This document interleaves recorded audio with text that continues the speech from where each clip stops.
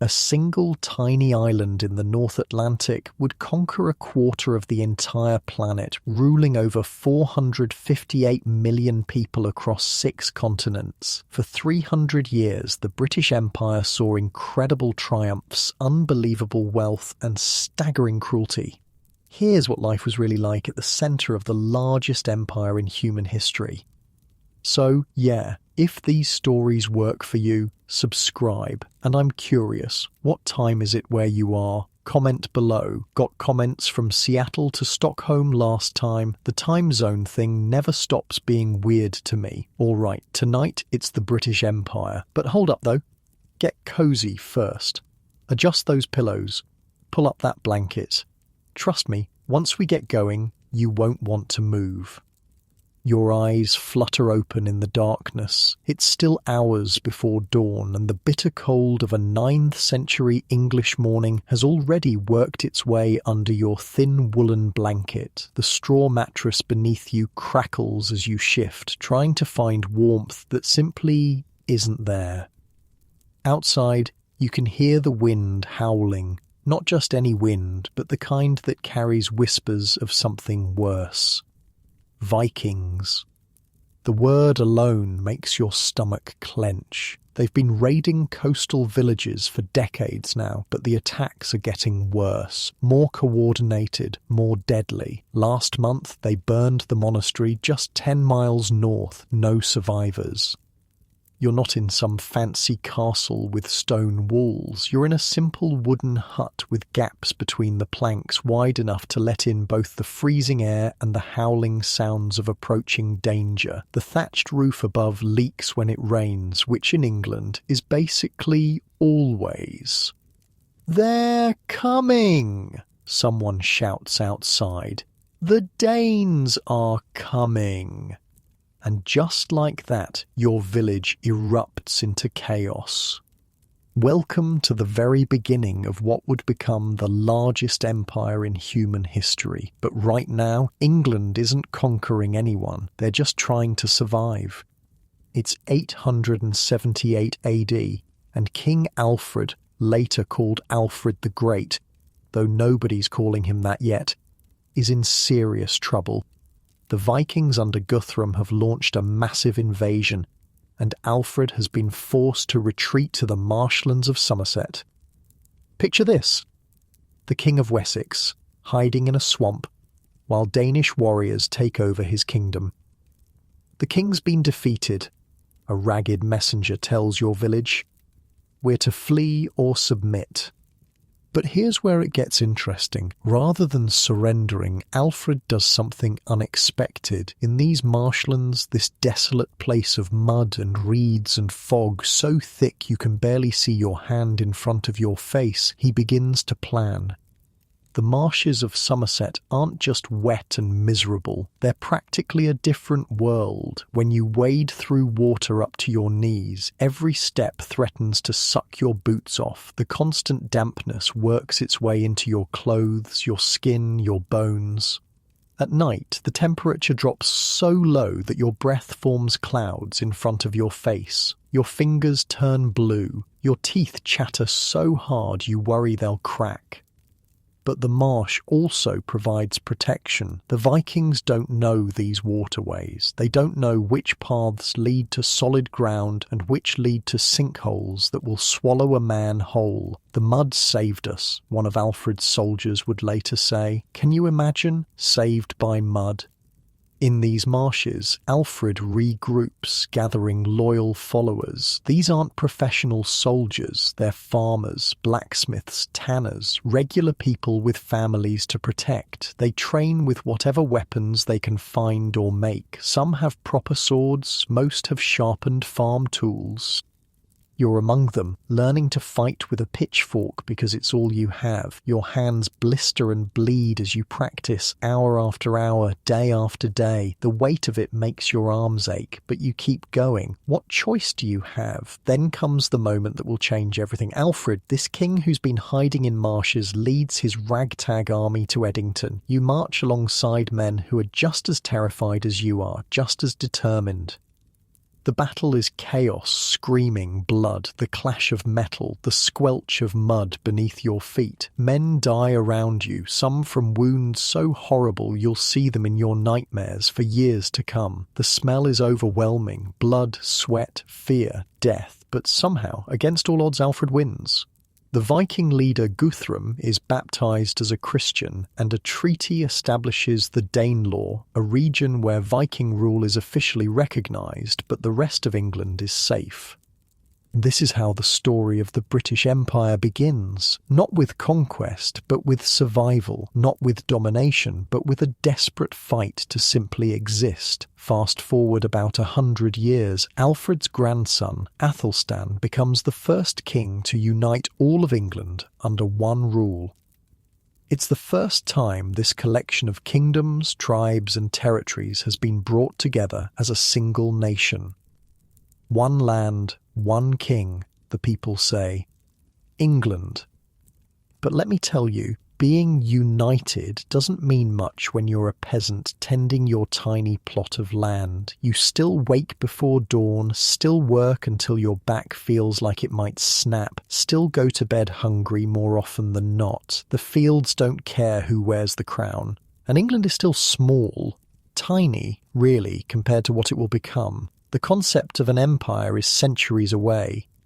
In fact, the first real step toward empire doesn't happen until 1171, when English King Henry II decides to expand to Ireland. And when I say decides to expand, what I really mean is invades his neighbour. Wait, it gets better. Henry shows up in Ireland with a bunch of knights and soldiers, sails into Waterford and basically says, "This is mine now." The Irish kings and chieftains are like, excuse me? And Henry's response is basically, "Did I stutter? Submit or else."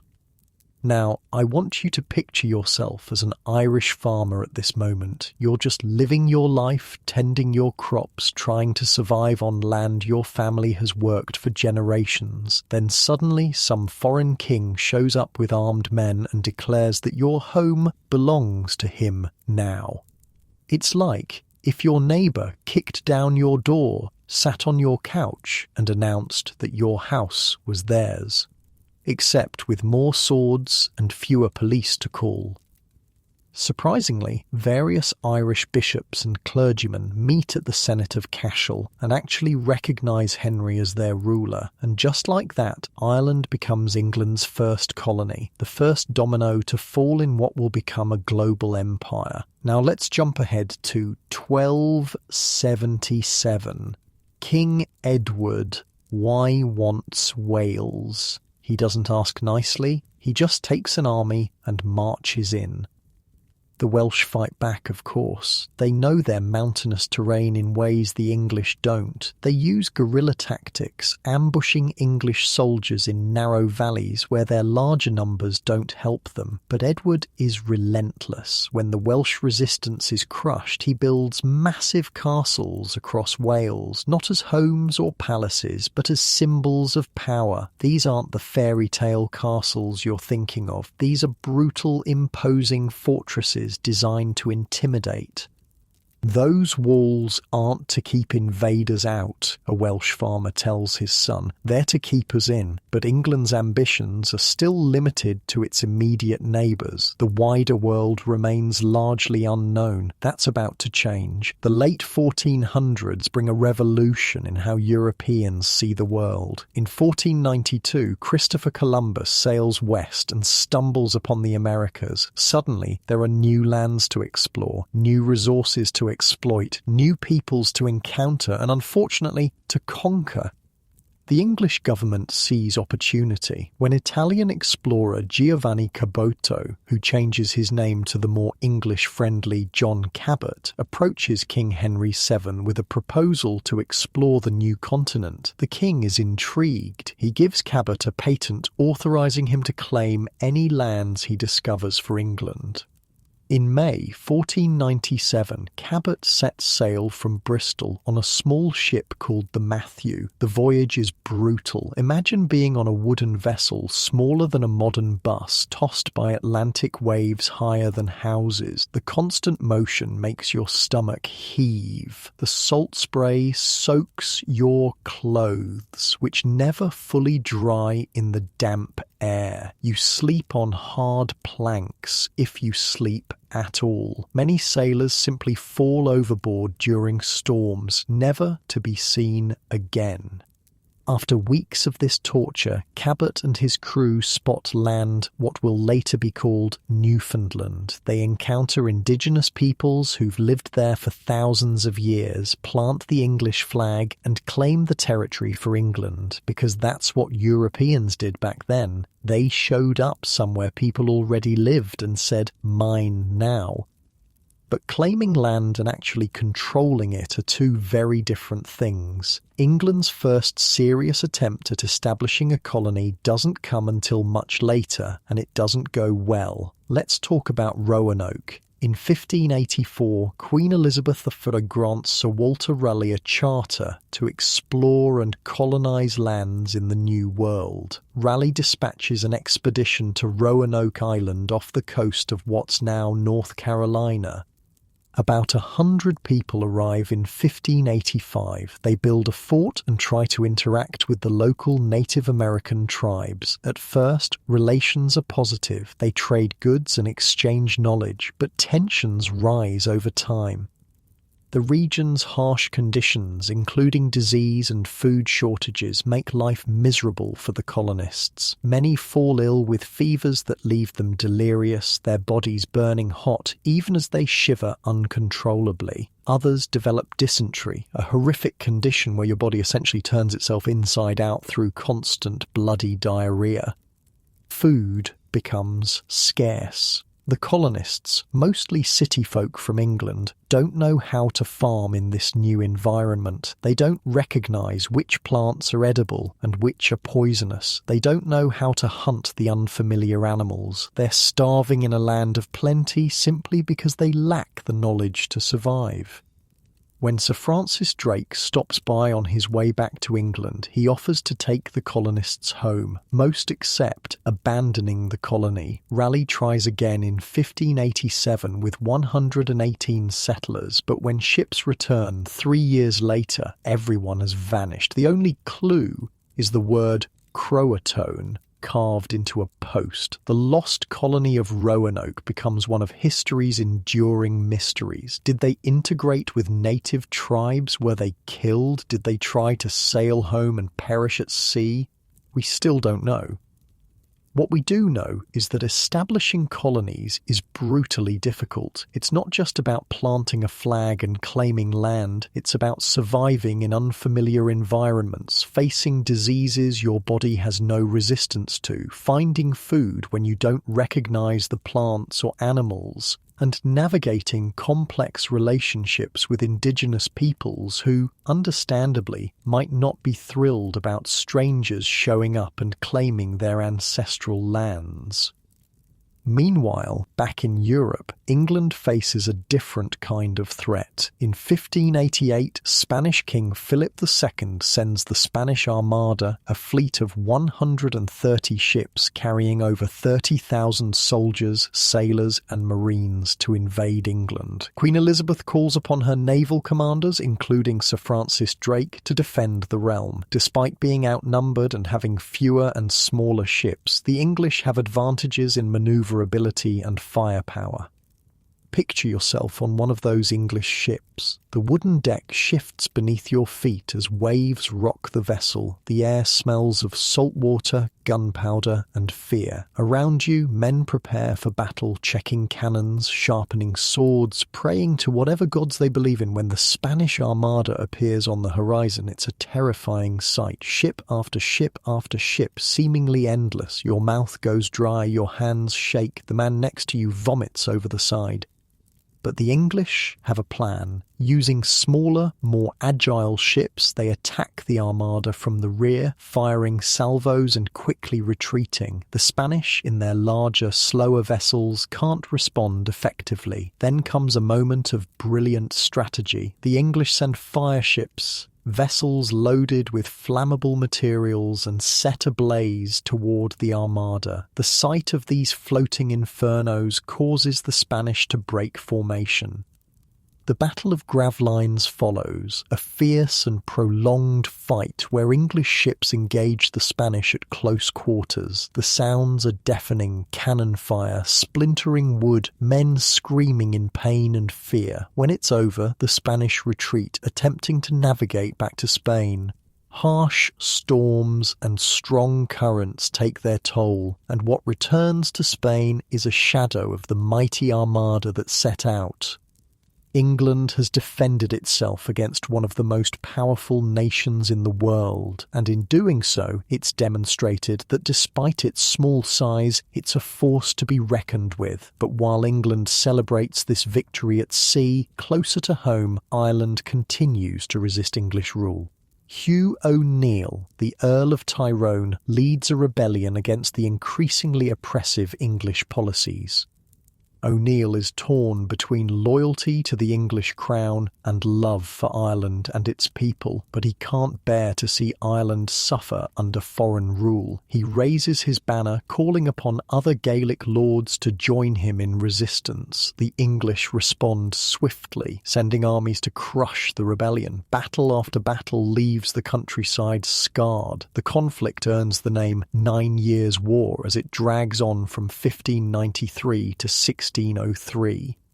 For the average Irish person, this war is hell on earth. Your fields are burned by one side or the other, leaving you with nothing to harvest. Your livestock, the animals you depend on for milk, meat and labour, are slaughtered or stolen. Your home may be destroyed, forcing you to seek shelter in forests or caves. You're caught between two forces, neither of which seems particularly concerned about your survival. In 1601, a small Spanish force arrives to aid the Irish rebels, but the Battle of Kinsale ends in defeat for the Irish and Spanish forces. The rebellion collapses, and in 1603, the Irish surrender. The Treaty of Mellifont grants pardons to the rebels, allowing them to retain some lands and religious freedoms, but it also leads to the systematic destruction of the Gaelic language and the discouragement of Catholicism in favour of Anglicanism. They want to transform us, an Irish farmer tells his children. They don't just want our land, they want us to become them. As the 16th century draws to a close, England has established itself as a significant European power. It's fought off the Spanish Armada, brought Ireland more firmly under control, and begun to explore possibilities in the New World. But the real expansion of what will become the British Empire is just beginning. The 17th century will bring the first successful English colonies in North America, the development of the slave trade, and the establishment of trading posts in India. It's at this point that England begins to truly look outward, beyond its immediate neighbours, toward a global presence. The foundation is being laid for what will become the largest empire in human history. In 1606, the Virginia Company of London is founded to find wealth and a passage to the Pacific. With King James's blessing, 104 settlers leave the River Thames in London on December 20th, 1606, bound for the New World.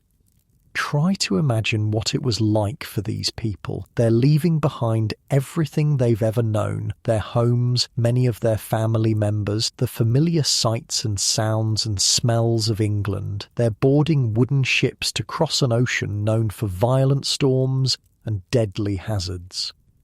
And they're heading for a land most of them have only heard about in stories. Stories that range from paradise-like descriptions to tales of cannibals and monsters. The winter voyage is grueling. Atlantic storms toss the ships like toys. Waves crash over the decks, soaking everything and everyone. Below deck, the air is foul with the smell of vomit, unwashed bodies, and fear. Many passengers are seasick for weeks on end. Some die during the crossing, their bodies committed to the deep with brief prayers. On May 13th, 1607, the survivors arrive on a marshy peninsula in what is now Virginia. They name their settlement Jamestown after their king.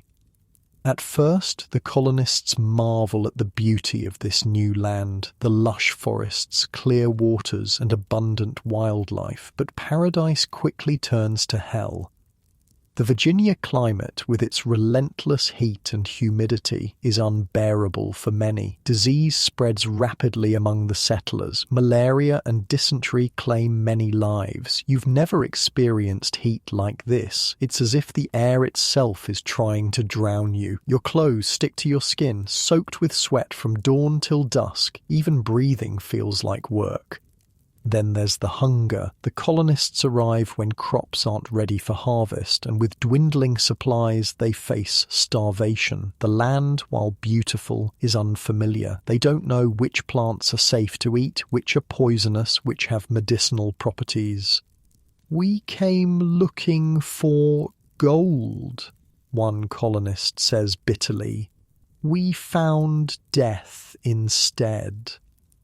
Relations with the local Powhatan Confederacy are complex and often tense. Misunderstandings and mistrust lead to clashes. The settlers struggle to communicate and negotiate effectively. Leadership within the colony faces challenges too. Power dynamics shift, and direction is often unclear.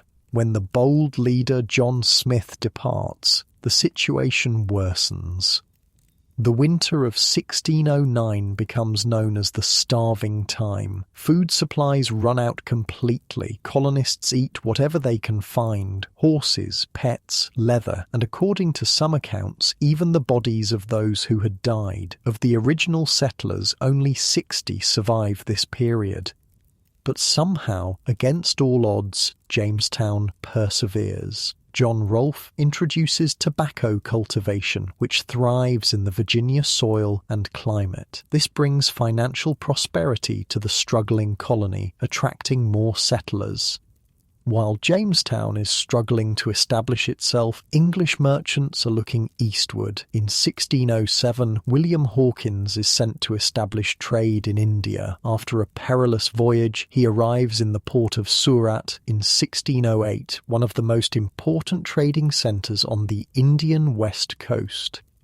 The Mughal Emperor Jahangir welcomes the English visitors, intrigued by the foreign goods and the possibility of trade. Negotiations result in an agreement allowing the English East India Company to establish a trading post in Surat. By 1612, the Surat trading post is in full operation, trading English weapons and metalware for Indian textiles, spices and indigo. This marks the beginning of England's presence in India, a presence that will grow dramatically over the next 2 centuries. Back in England, religious tensions are mounting. King James I makes it clear that everyone must be Anglican. Those who don't comply are told to leave. This ultimatum gives rise to the idea of America as a place where people can practice religion freely. In 1620, a group of English religious dissenters known as the Pilgrims set sail for the New World aboard the Mayflower. The journey is harrowing. The ship was built to transport wine between England and France, not to cross the Atlantic. Storms toss the boat violently. Passengers crowd below deck in semi-darkness, soaked by water that leaks in from above. Disease spreads in these cramped, unsanitary conditions. In mid-ocean, the ship nearly becomes disabled when a storm badly damages its main beam. By a stroke of luck, one of the colonists has a metal jackscrew purchased in Holland to help construct homes in the new settlement. They use it to secure the beam, keeping the vessel seaworthy. Despite the challenges, the Mayflower reaches Cape Cod on November 21st, 1620. The Pilgrims establish Plymouth Colony, but their struggles are far from over. By December, most passengers have become ill, coughing violently and suffering from scurvy. By March, only 47 of the original colonists have survived, yet somehow the tiny settlement endures. As England establishes footholds in North America, it also looks to the Caribbean. In 1624, explorer Thomas Warner establishes the colony of St. Christopher, now St. Kitts, in the Caribbean. The following year, French captain Pierre Belin d'Esnambuc joins the English, forming a joint colony. Warner accepts the French newcomers out of fear of the native Kalinago tribe. When the Kalinago plan to attack the Europeans, an enslaved woman named Barbe reveals the plan. What follows is a massacre. The English and French kill between 100 and 120 Kalinago in their beds, sparing only the most beautiful women to serve as slaves. The next day, they round up approximately 4,000 Kalinago people and kill them as they attempt to surrender. The river runs red with blood, literally. It becomes known as the Bloody River, flowing past the aptly named Bloody Point. With the Kalinago people eliminated, the European colonists face a new problem. Who will do the labour-intensive tobacco farming? Their solution is to import enslaved people from Africa, and so begins one of the darkest chapters in the empire's history. The slave trade will become a cornerstone of British colonial economics, bringing immense wealth to some, while inflicting unimaginable suffering on millions. As the 1620s progress, England continues to expand its Caribbean presence, settling Barbados in 1625, Nevis in 1627, and Montserrat and Antigua in 1632. These islands become crucial to the growing empire, producing valuable crops like sugar and tobacco. But the empire's foundations are still being laid. The dramatic expansion that will make Britain the world's dominant power is yet to come. The seeds have been planted, however, in North America, in the Caribbean, in India. Over the next several centuries, these seeds will grow into the largest empire the world has ever seen.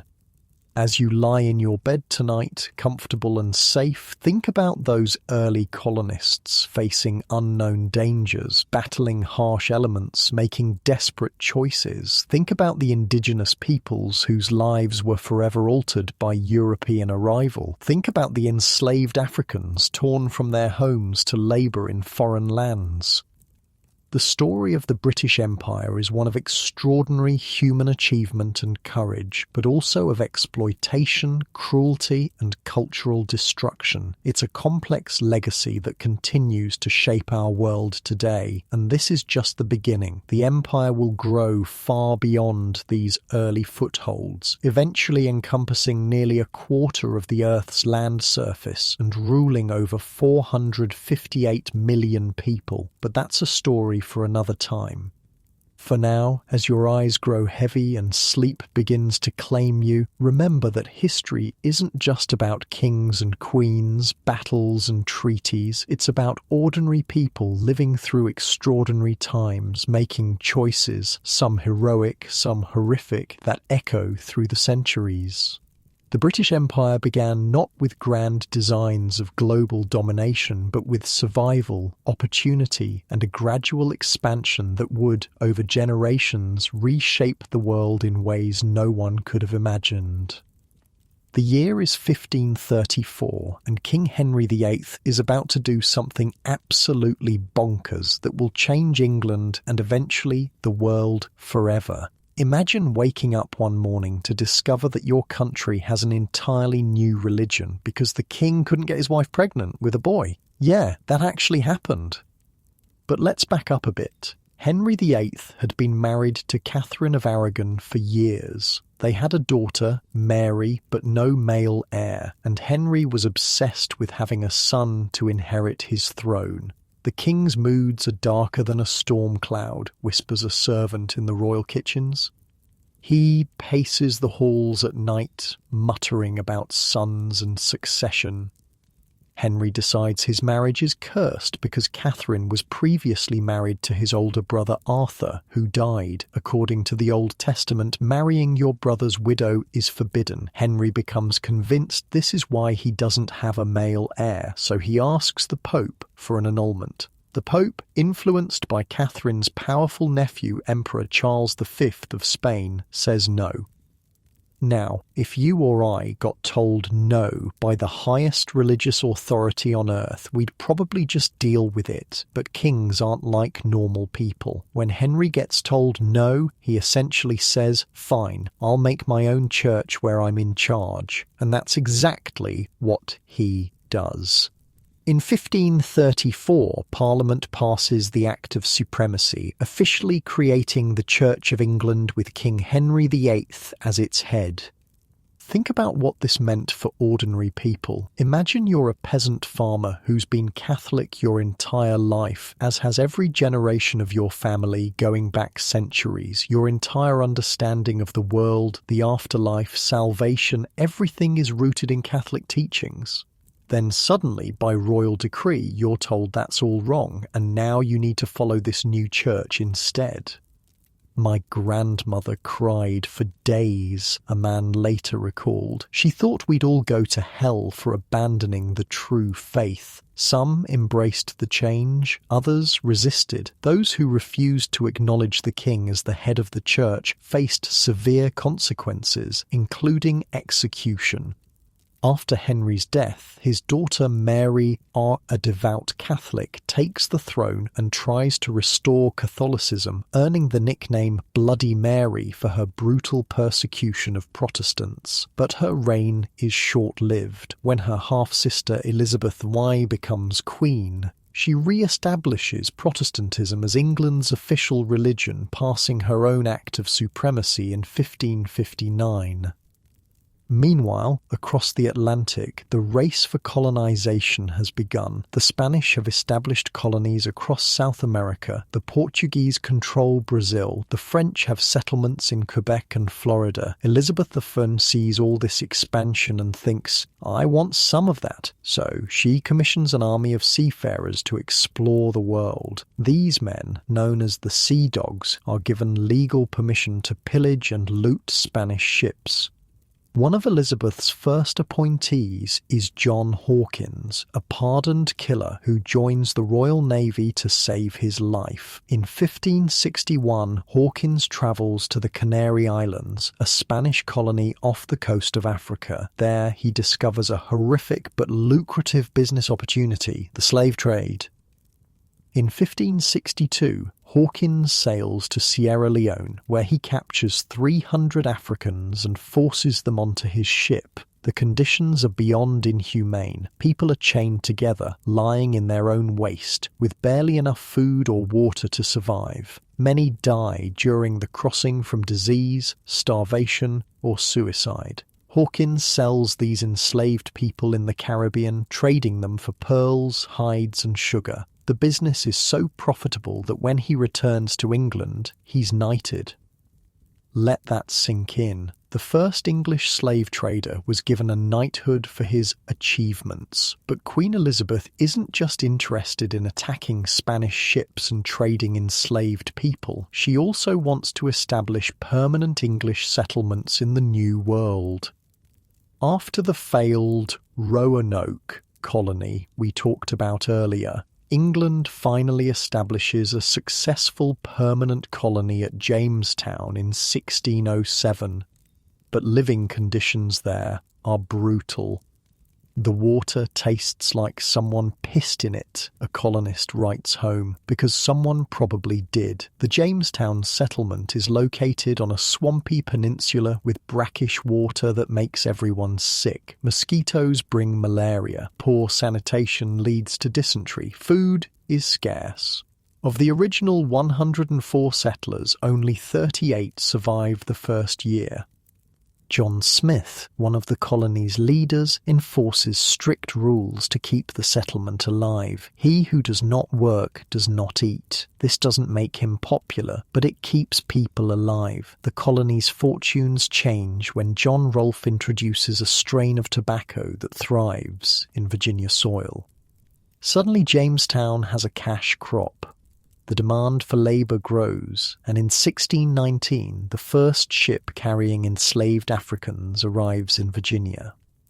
Around the same time, another group of English settlers is preparing to leave for America, not for gold or tobacco, but for religious freedom. The Puritans believe the Church of England hasn't gone far enough in removing Catholic influences. They face persecution under King James I and his son Charles I, who demand strict adherence to Anglican practices. In 1620, a group of these dissenters, known as the Pilgrims, sets sail on the Mayflower. After a miserable 66-day journey across the Atlantic, they land at what becomes Plymouth, Massachusetts. The first winter is devastating. Half the colonists die from cold, starvation, and disease. Imagine huddling in a crude shelter as the temperature drops below freezing. The wind finds every gap in the rough-hewn walls. Your fingers and toes go numb. Your breath forms clouds in the frigid air. Your stomach gnaws with hunger. "We buried the dead in unmarked graves at night," one survivor later wrote, "so the Indians wouldn't know how many we had lost." But by spring, the situation improves. The local Wampanoag people, led by Massasoit, teach the survivors how to plant corn, catch fish, and hunt game. The colony slowly grows. 10 years later, a much larger group of Puritans arrives, establishing the Massachusetts Bay Colony. Unlike the Pilgrims, these Puritans don't seek to separate from the Church of England. They want to purify it. And they believe their new colony will be an example to the world. "We shall be as a city upon a hill," declares John Winthrop, their leader. "The eyes of all people are upon us." But this city upon a hill isn't exactly a beacon of tolerance. The Puritans establish a society based on their strict religious beliefs. Anyone who deviates faces punishment or exile. The Puritans came to America for religious freedom, a later historian quips. The freedom to practice their religion and forbid everyone else from practicing theirs. The religious zeal is so intense that some, like Roger Williams and Thomas Hooker, break away to establish more tolerant colonies in Rhode Island and Connecticut. While the Puritans are building their godly society in New England, the English are also expanding into the Caribbean. In 1624, they establish a colony on St. Kitts, followed by settlements on Barbados, Nevis, Montserrat, and Antigua. These islands become enormously profitable thanks to one crop, sugar. But sugar cultivation is brutally labour-intensive. The work involves clearing land, planting, weeding, and harvesting in the scorching tropical heat. European colonists, unaccustomed to the climate and susceptible to tropical diseases, quickly turn to enslaved African labour. Life for an enslaved person on a Caribbean sugar plantation is hell on earth. You wake before dawn and work until sunset in temperatures that regularly exceed 100 degrees Fahrenheit. Your back bleeds from the overseer's whip. Your hands are raw and blistered from cutting sugarcane with a machete. You're given barely enough food to survive. At night, you collapse in a crude hut, only to repeat the process the next day, and the next, and the next. "You don't get used to it," an enslaved man later testifies. "You just learn to survive it." The death rate on sugar plantations is so high that plantation owners find it more economical to work people to death and replace them than to maintain their health. It's one of the most brutal labour systems in human history. By the 1640s, Barbados has been transformed from a relatively diverse society of small farmers to a slave colony dominated by large plantations. The island becomes enormously wealthy for its white inhabitants. In 1645, there are 5,680 enslaved Africans on Barbados. By 1668, there are over 40,000. Back in England, religious tensions continue to simmer. King Charles I's attempts to impose Anglican worship on Scotland trigger a rebellion. His increasing autocratic rule and dismissal of Parliament lead to growing opposition. In 1642, these tensions explode into civil war. On one side are the royalists supporting the king. On the other are the parliamentarians fighting for greater parliamentary power. For the average person, the English Civil War is a nightmare. Neighbours fight neighbours. Families are torn apart by divided loyalties. Villages are looted by both sides. Fields lie fallow as men are called to fight rather than farm, leading to food shortages. "I saw a man kill his own brother," one witness recounts. "They wore different colours, served different masters, but they shared the same blood." After years of fighting, the parliamentarians, led by Oliver Cromwell, emerge victorious. Charles I is captured, tried for treason, and executed in 1649, an act that shocks Europe. A king ordained by God has been tried and executed by his own people. Cromwell establishes himself as Lord Protector, effectively a military dictator. He bans traditional Christmas celebrations for being too Catholic. He enforces strict moral codes, and he expands England's empire through military conquest. In Ireland, Cromwell's forces commit atrocities that are remembered to this day. At Drogheda in 1649, they kill nearly 3,500 people after capturing the town, including soldiers, civilians, and priests. At Wexford, they kill 2,000 Irish troops and 1,500 civilians, burning the town to ashes. "They killed everyone," a survivor recalls. "Men, women, children. They showed no mercy." Cromwell then turns his attention to Scotland, defeating the Scottish royalists who support Charles II, the executed king's son. By 1653, Cromwell controls England, Scotland, and Ireland, the foundation of what will later be called the United Kingdom. Despite his domestic brutality, Cromwell expands England's overseas possessions. In 1655, English forces capture Jamaica from Spain, adding another valuable sugar island to the empire. After Cromwell's death in 1658, the monarchy is restored with Charles II as king. Charles continues the imperial expansion, establishing the Royal African Company to monopolise the gold and slave trades in Africa. He also grants a charter for Carolina, named after himself, creating a buffer between the English colonies and Spanish Florida. In 1664, English forces capture New Amsterdam from the Dutch, renaming it New York. By the end of the 17th century, England controls a string of colonies along the eastern seaboard of North America, from New Hampshire to Carolina. The Caribbean islands of Jamaica, Barbados, and the Leeward Islands provide immense wealth through sugar production. And the East India Company has established trading posts at Bombay, Madras, and Calcutta. The foundation of the British Empire is firmly in place. England has transformed from a relatively minor European power to a major colonial force. Its navy dominates the seas. Its merchants trade across the globe. Its plantations produce valuable commodities. All of this expansion brings tremendous wealth to England, but at a terrible human cost. Millions of indigenous people are displaced or killed. Millions of Africans are enslaved and transported across the Atlantic in conditions so horrific that many don't survive the journey. And for the average English person, life isn't much better than it was before the empire began to grow. The wealth flows to merchants, plantation owners, and the aristocracy. The working class continues to struggle with poverty, disease, and harsh living conditions. As night falls and you drift towards sleep, think about the contradictions of empire, the incredible human achievement alongside the unimaginable cruelty, the wealth creation alongside the exploitation, the spread of certain ideals alongside the suppression of others. The story of the British Empire is not a simple tale of heroes and villains, but a complex tapestry of human ambition, courage, greed, and suffering.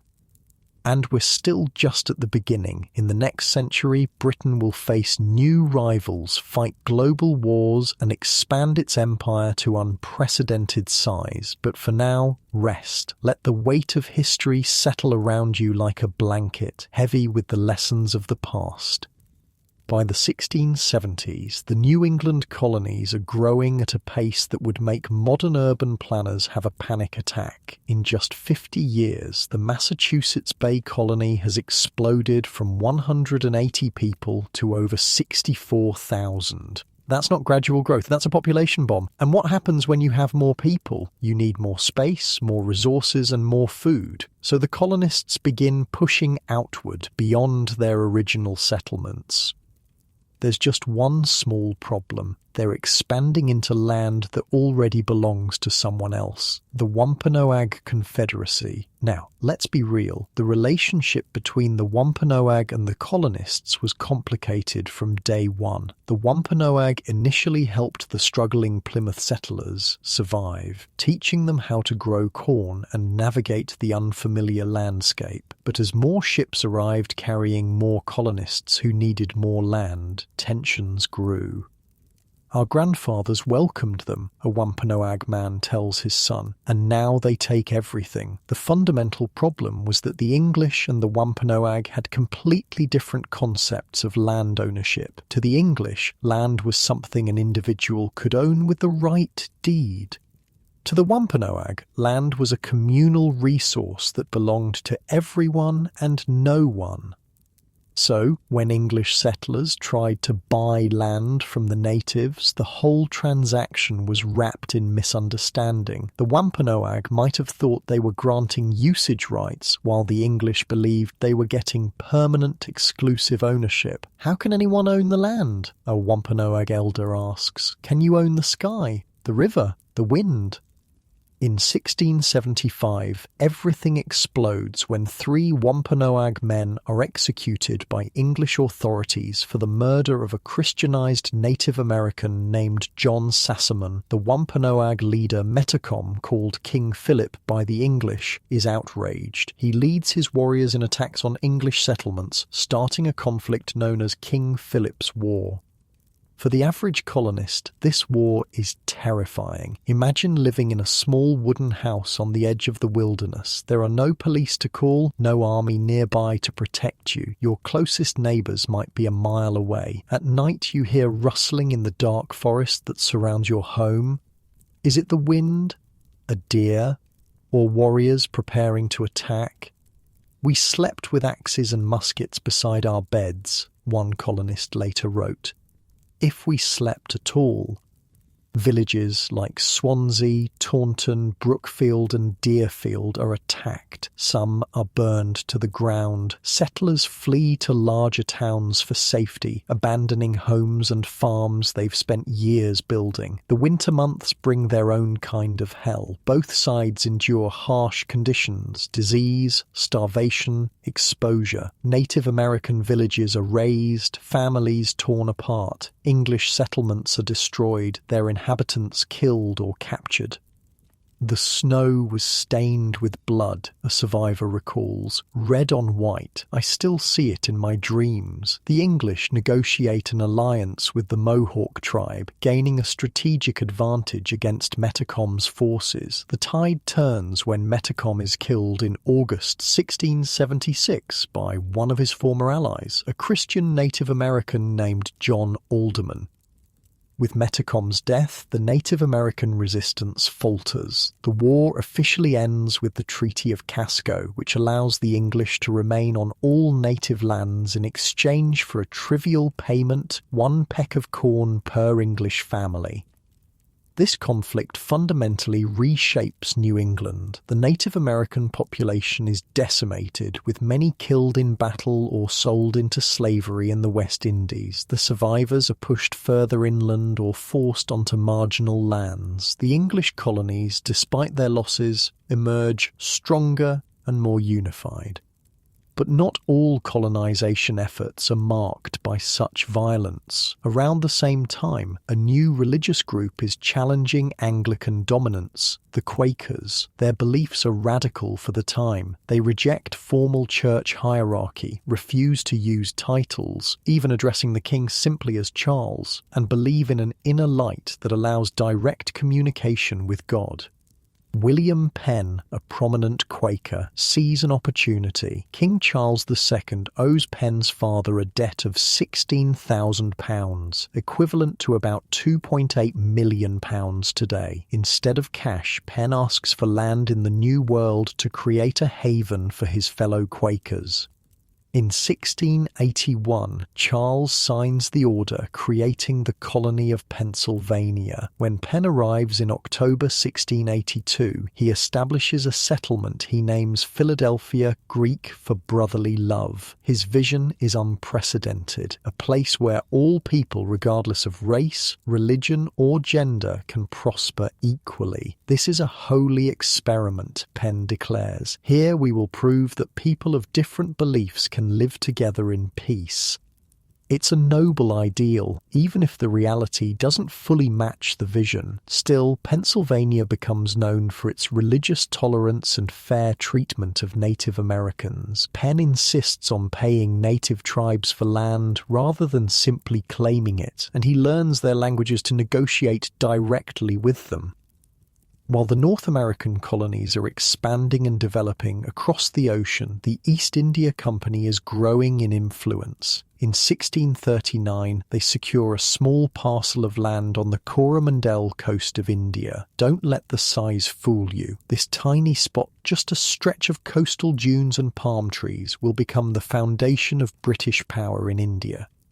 Company agents Francis Day and Andrew Cogan negotiate with the local Nyack rulers to establish a trading post. After securing the deal, they begin constructing what they call Fort St. George. Initially, it's just a few warehouses and shelters for traders. The goal is simple: facilitate the exchange of goods, primarily textiles, spices, and precious metals, between India and England. But as trade flourishes, so do security concerns. The Portuguese and Dutch also have interests in the region, and competition is fierce. The simple trading post begins to transform into something more substantial, with defensive walls encircling the settlement. First came the traders, an Indian observer notes.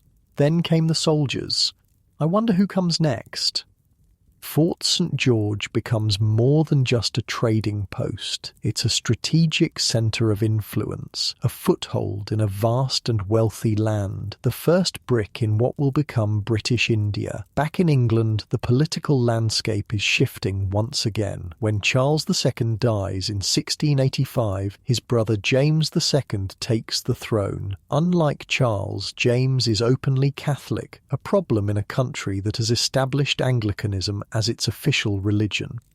James appoints Catholics to powerful positions, violating the Test Act that makes such appointments illegal. He grants rights of religious freedom across the land, which might sound progressive to modern ears but infuriates the Anglican majority. The final straw comes when James's Catholic wife gives birth to a son, a Catholic heir who threatens to establish a permanent Catholic dynasty.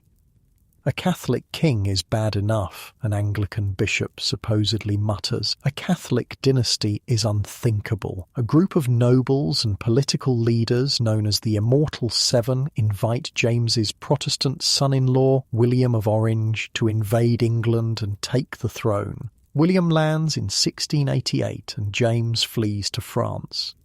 This Glorious Revolution, so called because it involves relatively little bloodshed, leads to William and Mary taking the throne and Parliament passing the Bill of Rights, which establishes parliamentary supremacy over the monarchy. When news of the revolution reaches the American colonies, Protestant settlers revolt against Catholic governors. In New York, they overthrow Governor Jacob Leisler. In Boston, they oust Sir Edmund Andros. The French Catholics, seeing this as an attack on their faith, decide to fight back, leading to what becomes known as the 9 Years' War, a global conflict involving England, the Dutch Republic, the Holy Roman Empire, and Spain against France. This war spans Europe, North America, and the Caribbean. In America, it includes the Battle of Port Royal, English raids on French settlements in Maine, and the Siege of Pemaquid. For colonists caught in the crossfire, it's a time of fear and uncertainty. Farms and villages are raided, people are killed or captured, crops are burned, livestock is stolen. The French and their Indian allies came at dawn, a New England farmer recalls. They took my neighbour's children. We never saw them again. The Treaty of Ryswick in 1697 ends the conflict, officially recognising William of Orange as the ruler of England and stopping the French offensive.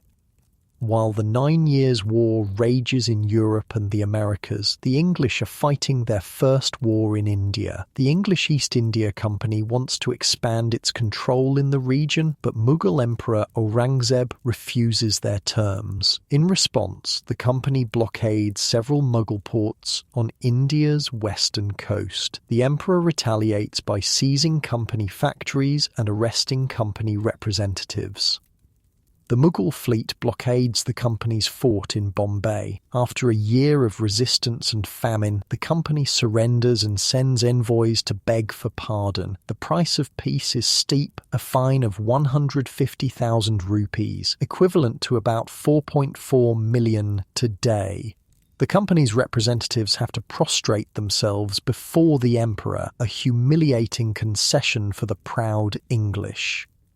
Emperor Aurangzeb then orders the siege of Bombay lifted, allowing the company to re-establish itself there and set up a new base in Calcutta. This defeat is a sobering reminder that despite its growing power, the East India Company, and by extension England, is still just one player in a complex global landscape. The mighty Mughal Empire remains the dominant force in India, at least for now.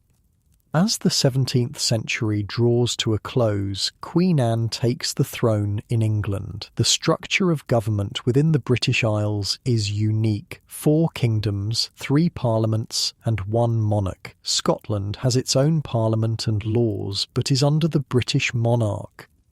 Ireland also has its own parliament while abiding by the British monarch. England and Wales share a parliament, with Wales more assimilated into English culture. But Scotland is dealing with economic turmoil, corruption, resource depletion, and an increasingly powerful elite. The wealthy believe they can increase their power by combining parliaments with England. Several Scottish officials are bribed to support this union.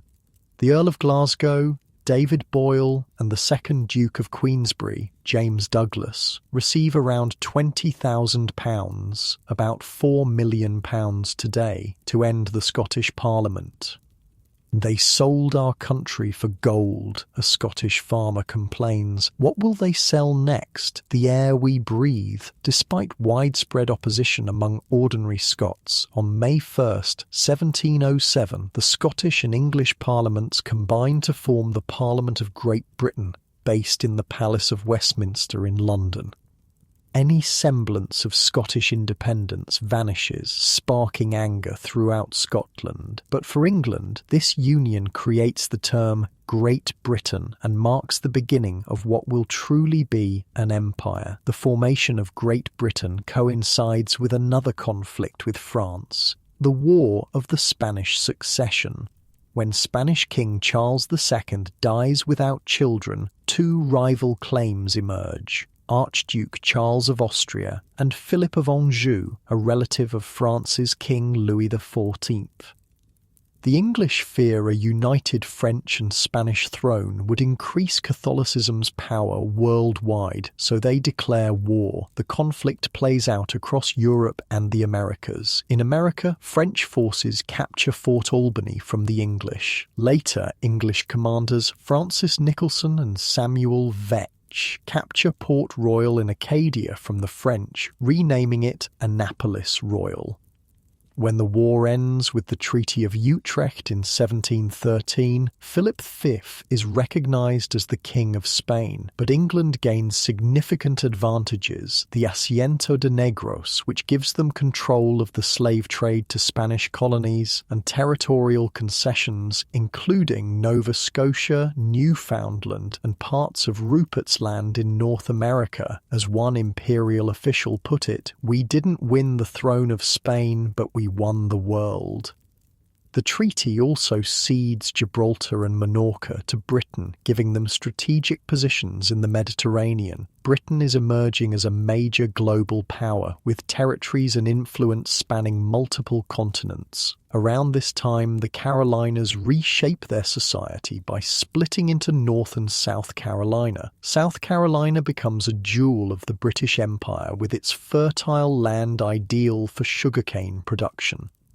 This leads to an increased demand for slave labour and the passage of the notorious slave codes of 1712, which outline the harsh treatment of enslaved people. The code states that Negroes and other slaves brought unto the people of this province for that purpose are of barbarous, wild, savage natures, and such as renders them wholly unqualified to be governed by the laws, customs, and practices of this province.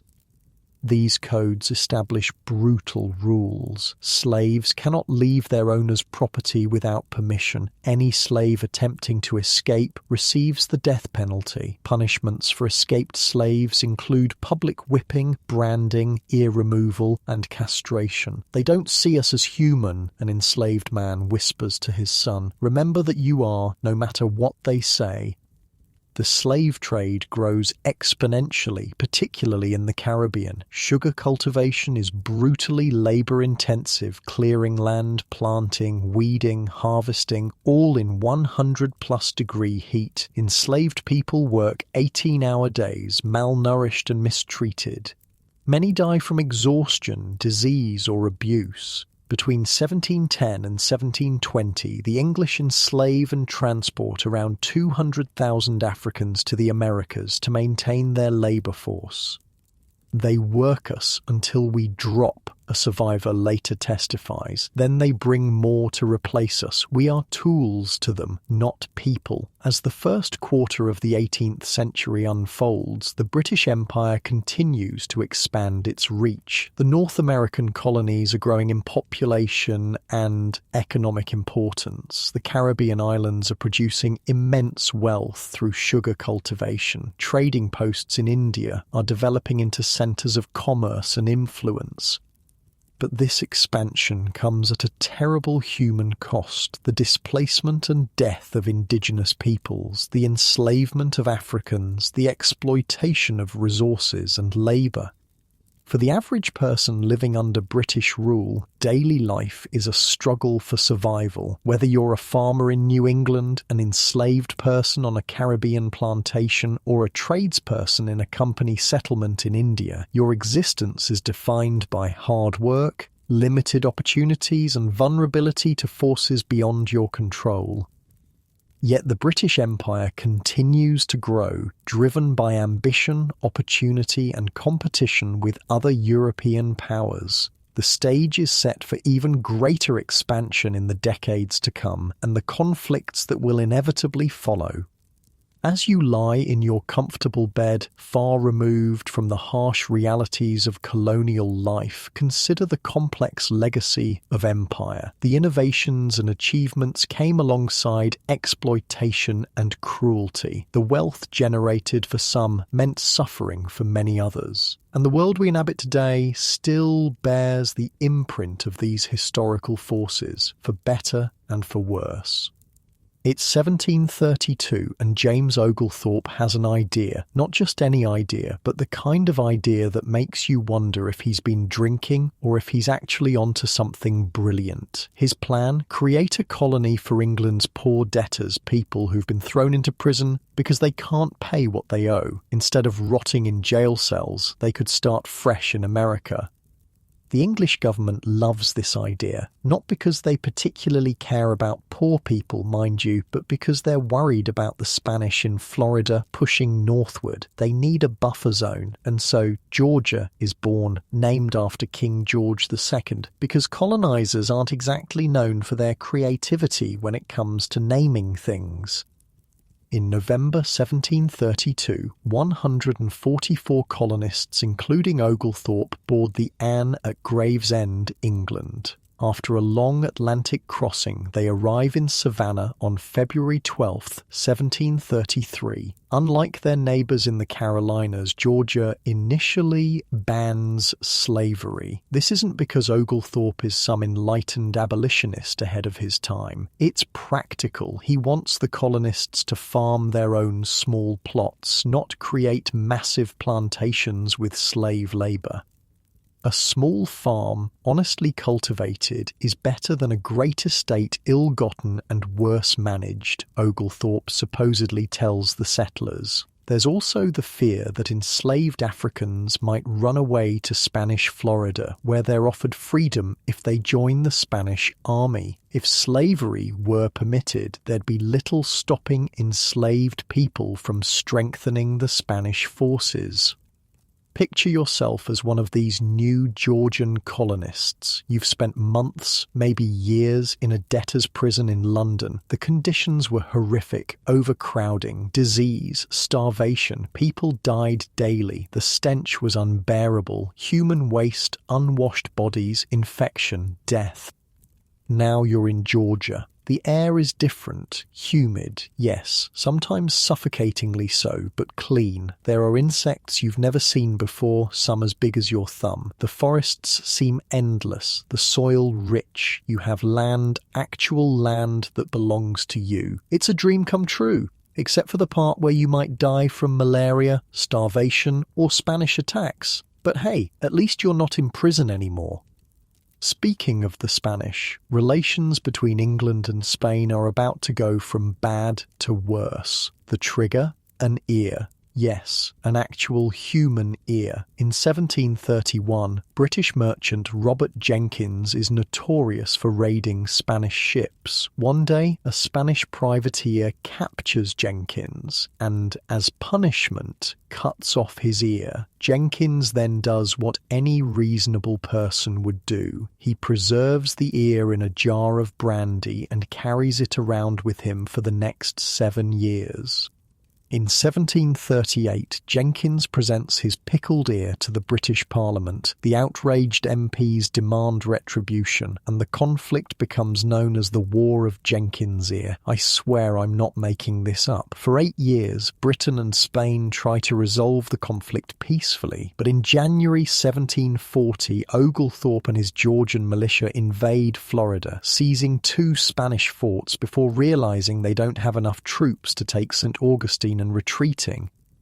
The Spanish counterattack in the summer of 1742, landing on St. Simon's Island. Oglethorpe's forces defeat them at the Battle of Bloody Marsh, forcing the Spanish to retreat to St. Augustine. They came with confidence, a Georgia militiaman later recounts. They left with their dead. But the War of Jenkins' Ear isn't just fought in the Americas. It spreads to India, where the British East India Company and the French East India Company are vying for influence in the Carnatic region of southern India. The British, with their Indian allies led by Anwaruddin, support one claim to the Carnatic throne.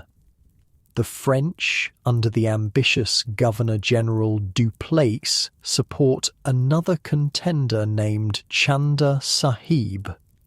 In 1744, the French defeat the British at the Battle of Adyar, showcasing their superior military tactics. Buoyed by success, they lay siege to the British-controlled city of Madras in 1746, forcing the British to surrender. This conflict eventually merges with the War of the Austrian Succession, a broader European conflict involving multiple powers fighting over disputed territory in Austria.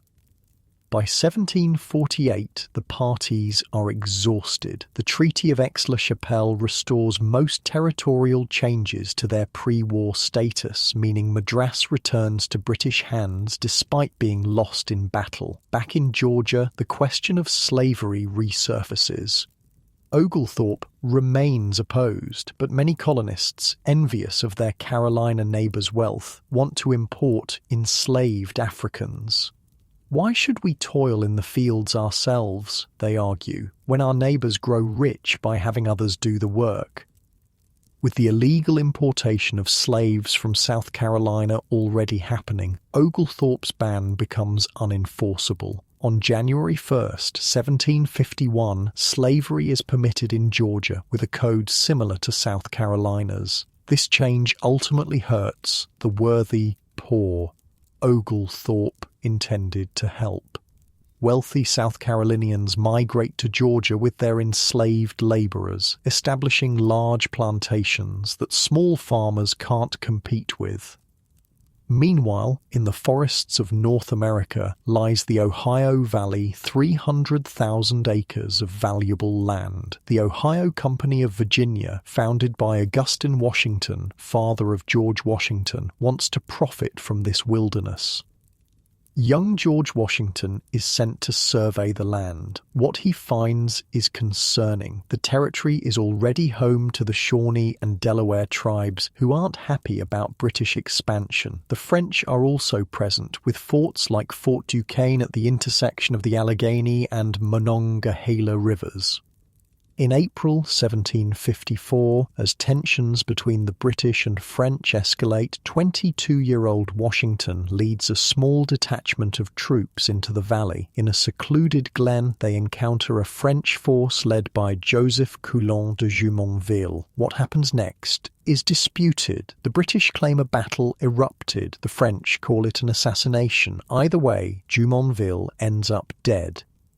The French, seeking revenge, surround Washington and his men at a makeshift structure called Fort Necessity. Outnumbered, Washington surrenders on July 3, 1754, acknowledging in the terms that he assassinated Jumonville, though Washington later claimed he didn't understand the French document he signed. This skirmish in the Pennsylvania wilderness ignites what will become the 7 Years' War, a truly global conflict fought across 3 continents: Europe, the Americas, and India.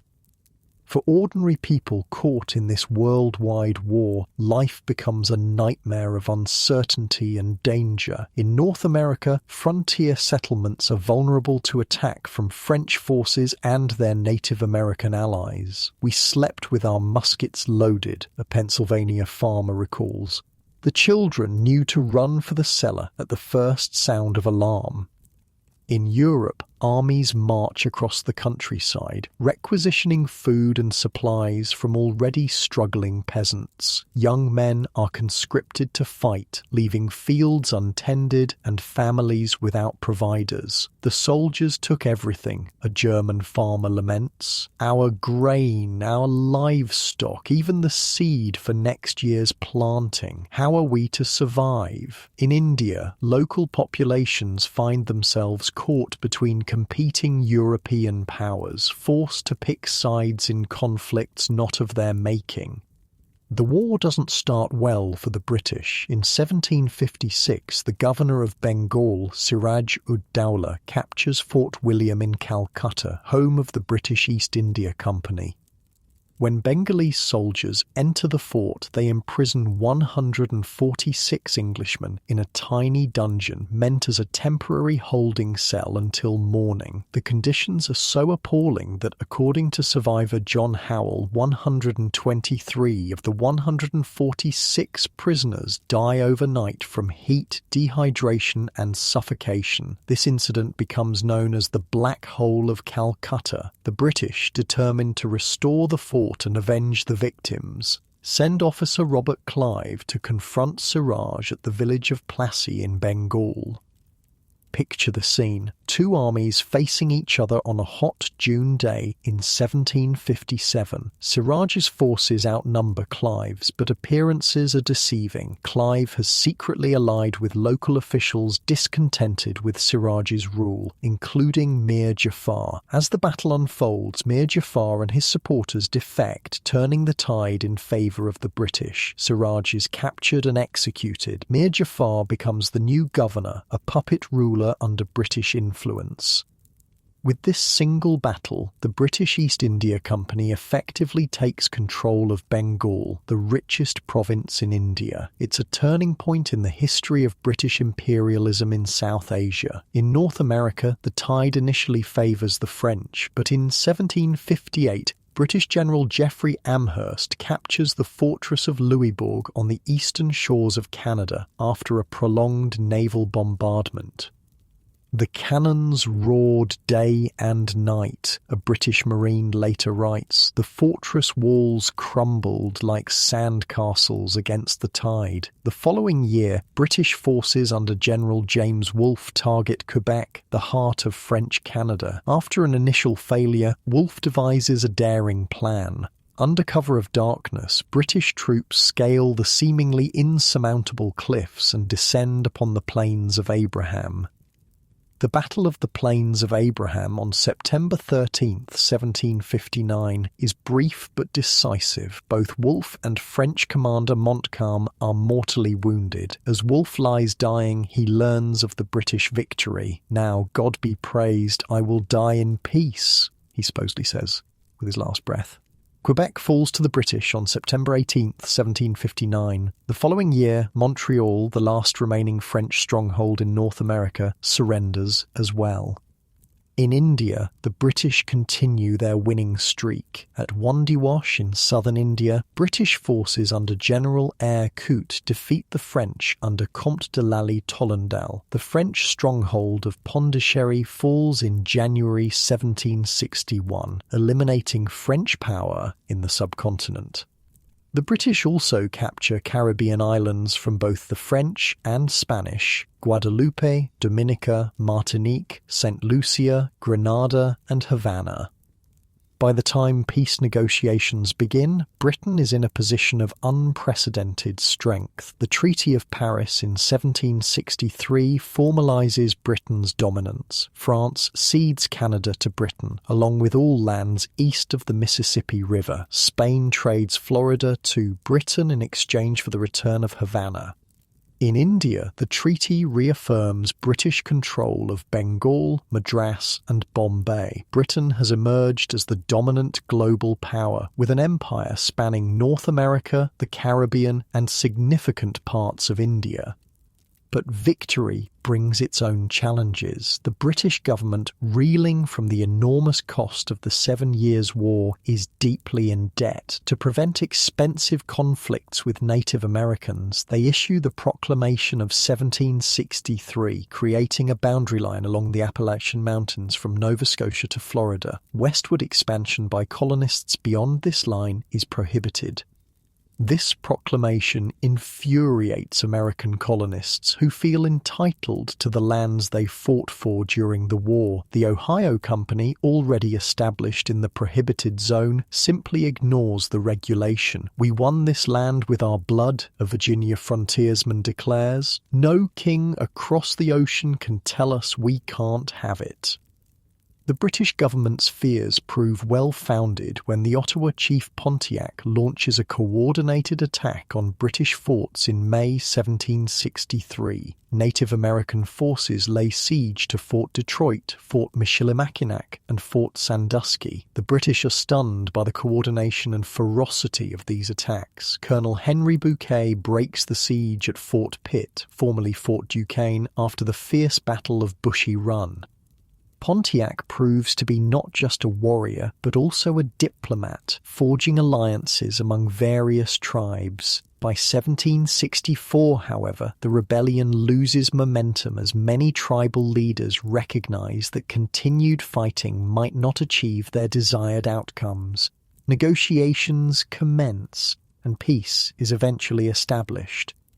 As the 1760s progress, Britain stands at the zenith of its imperial power. It has defeated its main rival, France, and gained vast territories across the globe. The British Empire now includes 13 colonies along the eastern seaboard of North America, provinces in Canada, islands in the Caribbean, and significant holdings in India.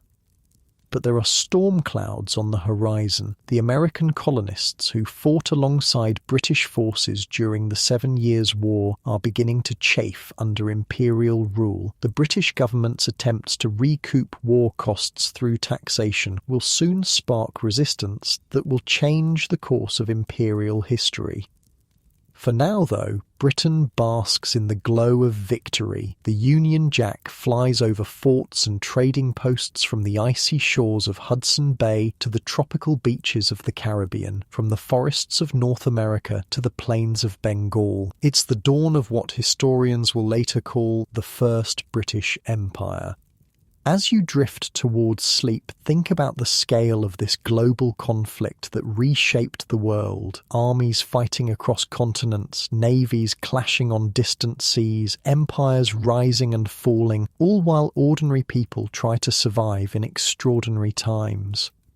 The story of the British Empire is one of ambition and achievement, but also of suffering and struggle, and we're not even halfway through the tale. In the coming decades, Britain will face new challenges, including the most significant imperial crisis of all, the American Revolution. The year is 1763, and Great Britain has just become the most powerful nation on earth. After defeating France in the 7 Years' War, the British Empire now spans across North America, the Caribbean, and has significant footholds in India. The sun truly never sets on British territories, but with great power comes great bills, and Britain is drowning in war debt. The government needs money, lots of it, and fast. Who should pay for the war? Asks the Prime Minister in a closed-door meeting with Parliament. The colonists, of course, replies a Member of Parliament. After all, we fought the war to protect them. They should bear the cost. This seemingly simple decision will change the course of history. The British government, thinking it's completely reasonable to ask colonists to contribute to imperial defence, passes the Stamp Act of 1765. This requires American colonists to pay a tax on virtually every piece of paper they use: legal documents, newspapers, playing cards, dice. Anything printed needs an embossed revenue stamp purchased with hard currency that goes directly to the British government. For colonists used to managing their own affairs and taxes through local assemblies, this direct taxation from Parliament is unprecedented and unwelcome. No taxation without representation becomes their rallying cry. Since they have no elected representatives in Parliament, they argue, Parliament has no right to tax them directly.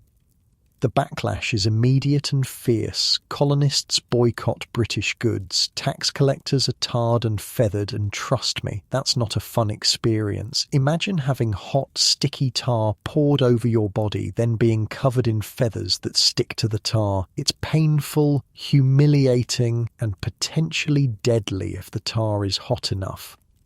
Faced with this resistance, Parliament repeals the Stamp Act but immediately passes the Declaratory Act, asserting that Parliament hath and of right ought to have full power and authority to make laws and statutes of sufficient force and validity to bind the colonies and people of America in all cases whatsoever. In other words, we can do whatever we want with our colonies.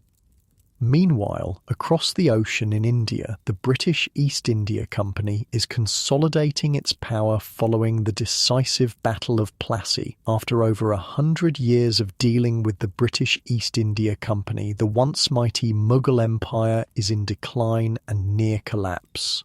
In 1765, the company signs the Treaty of Allahabad with the Mughal Emperor Shah Alam II. This treaty grants the company Diwani rights, the right to collect taxes in the provinces of Bengal, Bihar and Orissa. "We came as traders," an East India Company official remarks. "Now we rule as kings." This is a fundamental shift. The company is no longer just a commercial enterprise. It's now effectively governing territory, collecting revenue and administering justice. It's becoming an arm of the British Empire, with its own army, its own administrative structure, and its own diplomatic relations. For the average Indian living under company rule, life changes in subtle but profound ways. The company imposes new agricultural practices aimed at maximising profits. Local industries that compete with British imports are suppressed. Traditional power structures are disrupted as the company favours those who cooperate with its interests. "The foreigners count everything," an Indian farmer complains. "Every grain of rice, every cow, every chicken, also they can take their share." Back in America, tensions continue to simmer. In 1767, Parliament passes the Townshend Acts, imposing duties on tea, paper, glass, lead and paint imported into the colonies. Again, the colonists resist, boycotting British goods. On March 5, 1770, tensions boil over in Boston when British soldiers fire into a crowd of colonists, killing 5. The incident, quickly dubbed the Boston Massacre by colonial newspapers, becomes a rallying point for anti-British sentiment. Picture the scene. It's a cold winter evening in Boston. Snow and ice cover the ground. A crowd of colonists has gathered outside the custom house, taunting the British soldiers stationed there. The atmosphere is tense, the air electric with hostility. The colonists throw snowballs, then oyster shells, then chunks of ice. The soldiers, outnumbered and increasingly afraid, try to maintain their composure. Then something happens. Accounts differ on exactly what, and shots are fired. When the smoke clears, 5 colonists lie dead or dying in the snow, their blood staining the white ground red. "Murder," someone shouts. "The redcoats have murdered our brothers." The news spreads through the colonies like wildfire. Paul Revere creates an engraving depicting the incident as a deliberate massacre, with British soldiers firing in unison into a peaceful crowd. It's propaganda, but effective propaganda. In an unexpected twist, John Adams, a leading voice for colonial rights, agrees to defend the British soldiers at trial. Despite his personal feelings about British policies, he believes in the rule of law and the right to a fair trial. "Facts are stubborn things," Adams tells the jury. "Whatever our wishes, our inclinations, or the dictates of our passions, they cannot alter the state of facts and evidence." 6 of the 8 soldiers are acquitted. 2 are convicted of manslaughter but receive reduced sentences. The verdict does little to calm colonial anger. In 1773, Parliament passes the Tea Act, which gives the British East India Company a monopoly on tea sales in the colonies. Though it actually makes tea cheaper for the colonists, they see it as another attempt to force them to accept Parliament's right to tax them.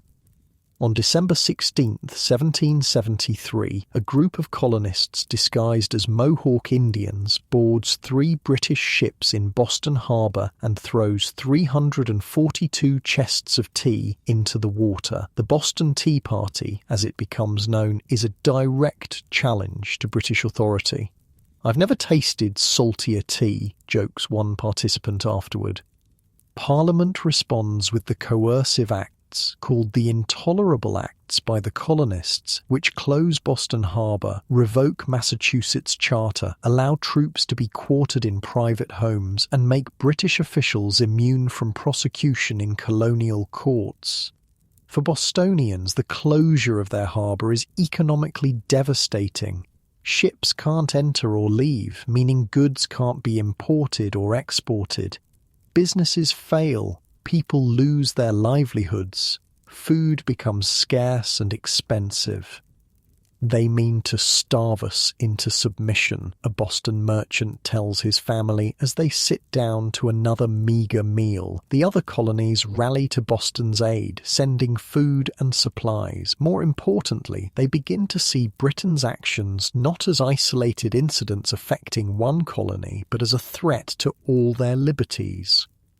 In September 1774, delegates from 12 colonies meet in Philadelphia for the First Continental Congress. They declare the coercive acts unconstitutional, advise the people to arm themselves, and call for another Congress if their grievances aren't addressed.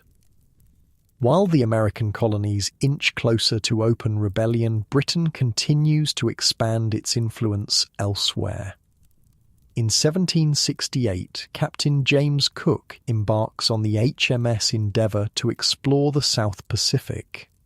After years of arduous sea travel, Cook and his crew reach the Southern Hemisphere. In April 1770, they discover an unexpected landmass, the continent of Australia. Cook makes landfall at a place now known as Botany Bay in what will become New South Wales. Stepping ashore, he and his crew encounter a landscape unlike any they've seen before, with exotic flora and fauna and indigenous people who have called this land home for millennia. "The air smells different here," one sailor notes in his journal. "Spicy, sharp, like nothing in England." Cook and his crew spend months charting the eastern coastline of this vast continent. They sail northward, mapping in detail as they go. Cook is a meticulous navigator whose precise measurements and cartography are unrivaled.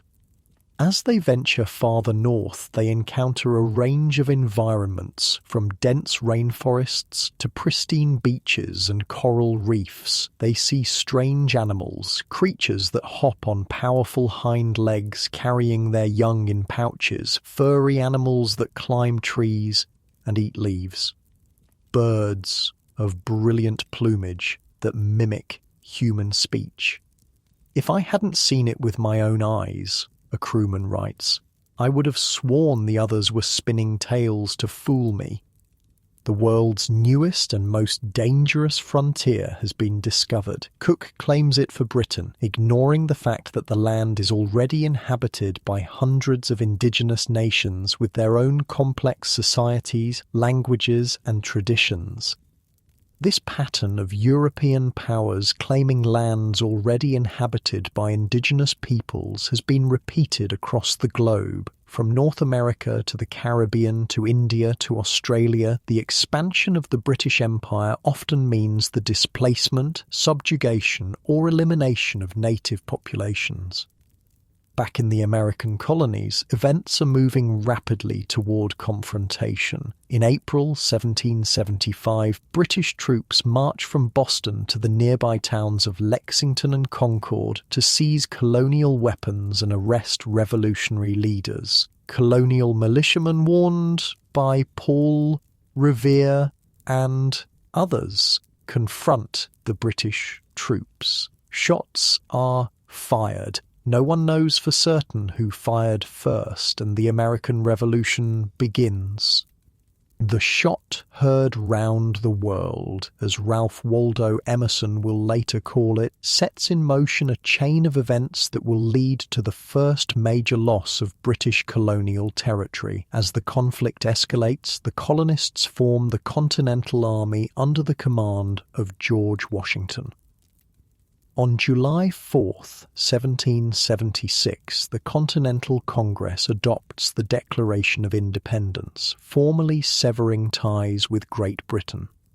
"We hold these truths to be self-evident," the document declares, "that all men are created equal, that they are endowed by their Creator with certain unalienable rights, that among these are life, liberty, and the pursuit of happiness." The ideals expressed in the Declaration will inspire movements for liberty and self-government around the world for centuries to come, including, ironically, in other parts of the British Empire. For Britain, the American Revolution represents the first major challenge to its imperial authority. If the 13 colonies can successfully break away, what's to stop other colonies from following suit? The war is a global conflict, with France, Spain, and the Netherlands eventually joining on the American side. British forces face not just colonial militias, but professional European armies and navies. For ordinary people caught in the conflict, life becomes a constant struggle. Armies from both sides requisition food and supplies from farms and villages. Neighbours turn against neighbours, those loyal to the crown against those supporting independence. "My brother fights for the king," a Massachusetts woman tells her children. "Your father fights for independence. If they meet on the battlefield, one may kill the other. This is the price of war." After years of fighting, the tide turns decisively at the Battle of Yorktown in 1781. British General Charles Cornwallis, surrounded by American and French forces, surrenders. In 1783, the Treaty of Paris officially ends the war, with Britain recognising the independence of the United States. The British Empire has lost its 13 American colonies, a significant blow to its prestige and power. But the empire is far from finished. Even as it loses territory in North America, it's expanding elsewhere. The loss of the American colonies actually accelerates British interest in India, Africa, and the Pacific as alternative sources of imperial wealth and power. In India, the East India Company continues to extend its control. After the Treaty of Allahabad, the company effectively rules Bengal, India's richest province. Under Warren Hastings, the first Governor-General of India, the company begins to function less like a commercial enterprise and more like a government. Company rule brings changes to Indian society and economy. Traditional industries are disrupted as the company promotes goods that can be exported to Britain. Agricultural practices are altered to focus on cash crops. Local power structures are reshaped as the company installs rulers favourable to its interests. "The foreigners change everything," an Indian textile worker complains. "They want us to grow indigo instead of food. They want us to buy their cloth instead of making our own. They want us to become something we are not." For the British, India increasingly becomes the jewel in the imperial crown. The wealth extracted from the subcontinent through trade, taxation, and exploitation helps fuel Britain's industrial revolution and finances further imperial expansion.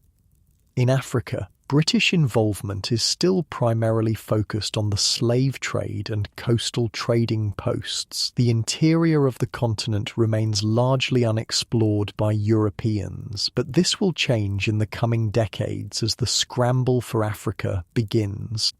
Australia, following Cook's voyage, is identified as a potential site for a new colony. The loss of the American colonies has created a problem for Britain where to send its convicts. Before the Revolution, many British convicts were transported to America. Now, a new destination is needed. In 1786, the British government decides to establish a penal colony at Botany Bay. The first fleet carrying convicts and their guards arrives in Australia in January 1788, though they actually settle at nearby Sydney Cove rather than Botany Bay. For the convicts, transportation to Australia is a harrowing experience. The voyage takes months, with the ships battling storms, disease, and shortages of food and water. Upon arrival, they face the daunting task of establishing a settlement in an unfamiliar and often hostile environment. God has forsaken this place, one convict writes in a smuggled letter. The sun burns like the fires of hell. Strange creatures lurk in the brush. The natives watch us with suspicious eyes, and our overseers are devils in human form. Despite these challenges, the colony survives and eventually thrives. What begins as a penal settlement will, over time, develop into a significant component of the British Empire. As the 18th century draws to a close, the British Empire is at a crossroads. It has suffered a significant loss with the American Revolution, but continues to expand in other parts of the world. The nature of the empire is changing too, from one primarily focused on trade to one increasingly concerned with territorial control and settlement. The coming century will bring new challenges and opportunities. The Industrial Revolution will transform Britain's economy and society, providing new impetus for imperial expansion. Revolutionary ideas, inspired in part by the American and French revolutions, will spread throughout the empire, challenging traditional notions of authority and hierarchy. And Britain will face new rivals for imperial dominance, particularly from European powers like France and Germany, and eventually from non-European powers like Japan and the United States. But through it all, the British Empire will continue to expand, reaching its zenith in the late 19th and early 20th centuries before the forces it has helped set in motion, nationalism, democracy, anti-colonialism, begin to bring about its decline. As you drift closer to sleep, imagine the vastness of this empire at its height, spanning continents, encompassing diverse peoples and cultures, shaping the modern world in ways both positive and negative. Its legacy lives on in our language, our legal systems, our political institutions, and the very borders of many nations. The story of the British Empire is a complex tapestry of ambition and idealism, exploitation and opportunity, cruelty and courage. It's a story of ordinary people caught in extraordinary historical currents, trying to navigate a changing world. And it's a story that continues to shape our present and future, even as the empire itself has passed into history. As the 19th century dawns, Britain is about to undergo a transformation that will reshape not just the empire, but the entire world. Steam engines hiss and clank in factories across northern England. Coal mines burrow deeper into the earth. Iron foundries glow orange against the night sky. The Industrial Revolution has begun. Imagine walking through Manchester in 1800. The air is thick with coal smoke, so dense that sometimes at midday it's as dark as twilight. Your lungs burn with each breath, your eyes water, soot settles on your clothes, in your hair, even between your teeth. The noise is constant, the metallic clang of machines, the hiss of steam, the shouts of workers, the rumble of carts on cobblestone streets, and beneath it all, the steady thrum of power. Not political power, but actual physical energy being harnessed, controlled, directed.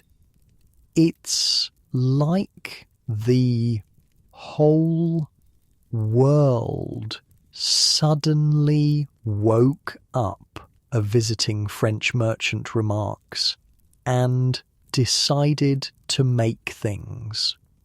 Britain becomes the world's workshop, producing textiles, machinery, ships, and countless other goods at an unprecedented rate. This industrial might fuels imperial expansion, providing both the means, advanced weapons, steam-powered ships, and the motive, need for raw materials and markets for further conquest. One of the first targets is India. The East India Company has been steadily expanding its control since the Battle of Plassey in 1757 under Richard Wellesley, Governor-General from 1798 to 1805. The company adopts a policy of outright territorial acquisition.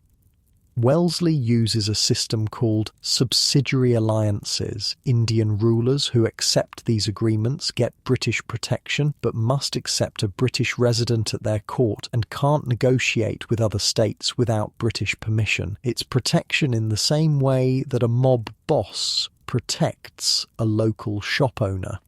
The choice is simple, a British official explains to an Indian prince. Accept our friendship or face our enmity. Most choose friendship, which gradually turns into control. By 1818, the company effectively rules most of the Indian subcontinent, either directly or through puppet rulers. For the average Indian, company rule brings significant changes. Traditional industries like textiles are deliberately suppressed to benefit British manufacturers. Local craftspeople, once renowned for their skilled work, find themselves unemployed as cheap machine-made British goods flood the market. My father made cloth for the Maharaja, a Bengali weaver tells his son. I make cloth for no one. Agricultural practices change too, with emphasis on cash crops like cotton, indigo and opium for export, rather than food for local consumption. This shift increases vulnerability to famine when harvests fail. The British justify their rule with what they call a civilizing mission, the idea that they're bringing progress, education and enlightenment to backward peoples. James Mill, in his influential History of British India, argues that Indian civilization is stagnant and inferior, requiring British guidance to advance. His son, John Stuart Mill, an official in the East India Company, puts it bluntly. Despotism is a legitimate mode of government in dealing with barbarians, provided the end be their improvement. This attitude, equal parts arrogance and paternalism, becomes a hallmark of British imperialism. The British convince themselves they're doing subject peoples a favour by ruling them. Meanwhile, Britain's industrial needs lead to conflict with the world's oldest empire, China. British merchants want to sell their manufactured goods to the vast Chinese market, but the Chinese are mostly self-sufficient and show little interest in British products. There is, however, one British product they do want: opium. Grown in India under company supervision, opium is smuggled into China in massive quantities, creating millions of addicts and draining Chinese silver reserves. When the Chinese government tries to stop this destructive trade, Britain goes to war not once, but twice. The Opium Wars, 1839 to 1842 and 1856 to 1860, end with British victories, forcing China to open its ports to foreign trade and cede Hong Kong to British control. We went to war because they wouldn't let us sell drugs to their people, a British naval officer later admits in his private diary. How do we sleep at night? The Treaty of Nanking, which ends the First Opium War, is the first of what the Chinese will call the unequal treaties, agreements forced upon them by Western powers. It's a pattern that will continue throughout the century, gradually weakening China and contributing to the collapse of its imperial system.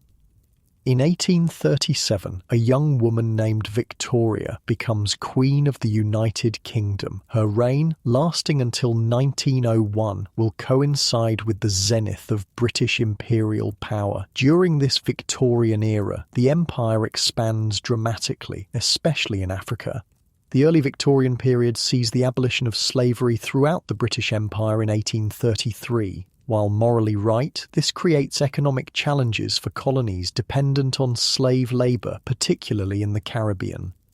Britain's solution is to find new sources of labour-indentured servants from India who sign contracts to work on plantations for a fixed period in exchange for passage and minimal wages. It's not slavery, technically, but conditions are often barely better.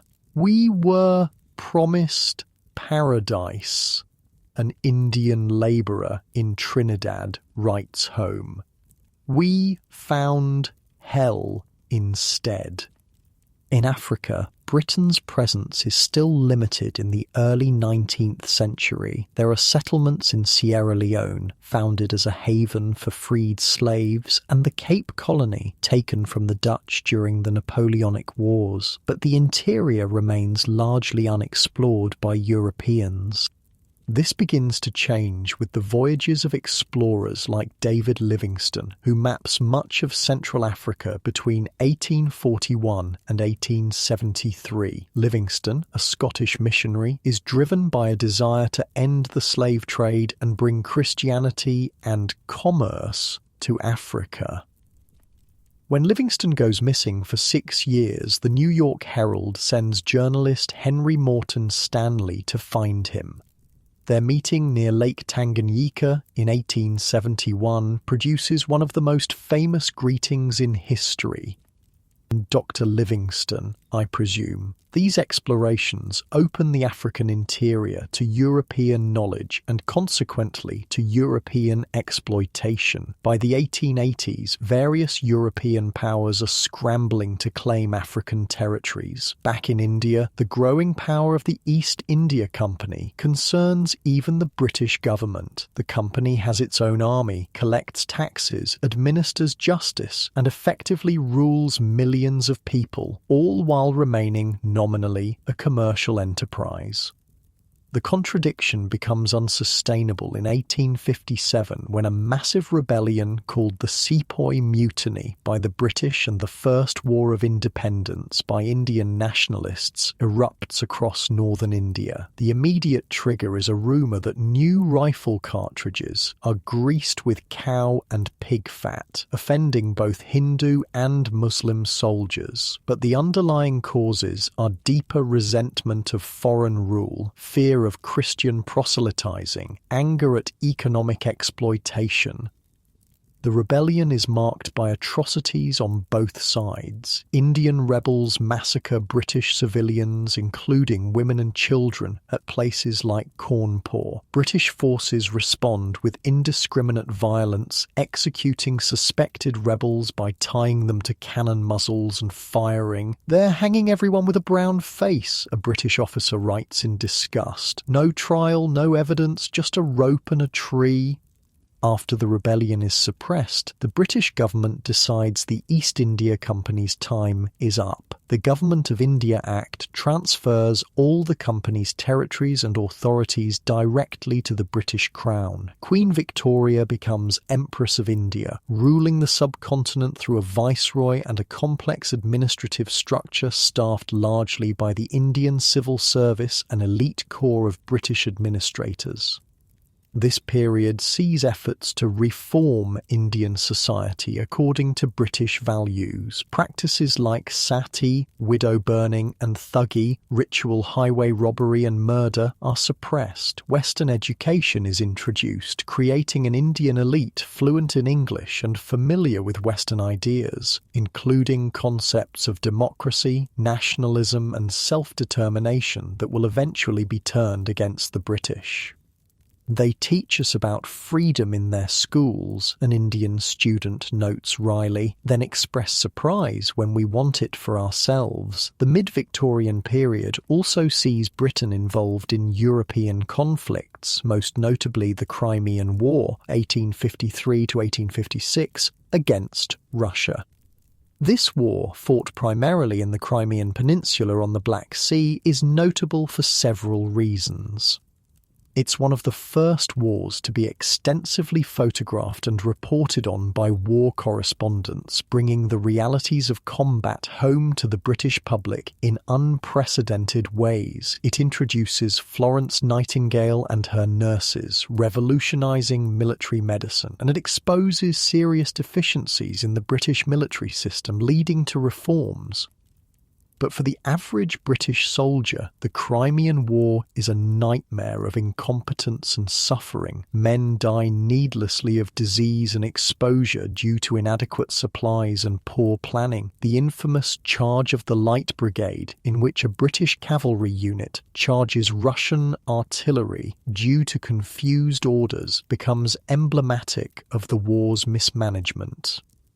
Ours not to reason why, ours but to do and die. Poet Alfred Lord Tennyson will write about the charge, capturing both the heroism and the futility of the action. Despite these challenges, Britain emerges from the mid-century as the world's predominant power. Its navy rules the waves. Its factories produce goods that flood global markets.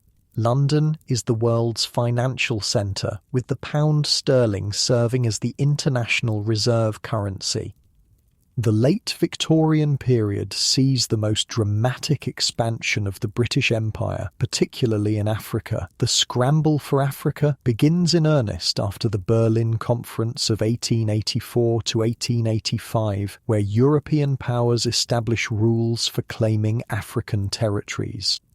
The conference's attendees, all European with no African representation, literally draw lines on maps dividing the continent among themselves with little regard for existing political structures, ethnic groupings, or geographic realities. "They're cutting up Africa like a cake," observes one horrified observer.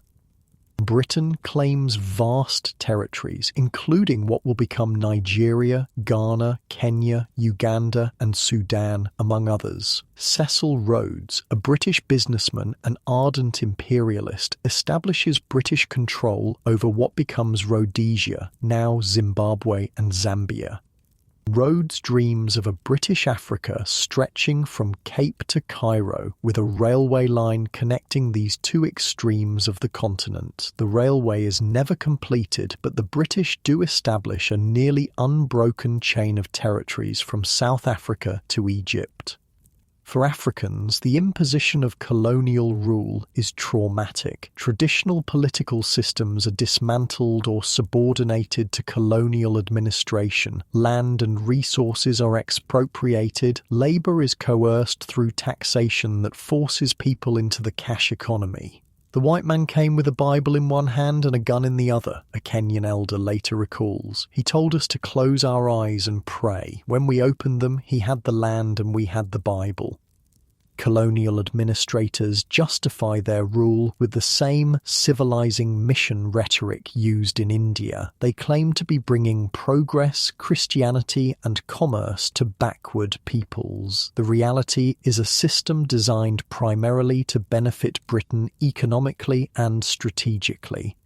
Yet the empire is not without its critics, even within Britain. Writers like Edmund Burke had criticised imperial excesses in India as early as the 1780s. By the late 19th century, voices like John Hobson are questioning the morality and even the economic value of imperialism.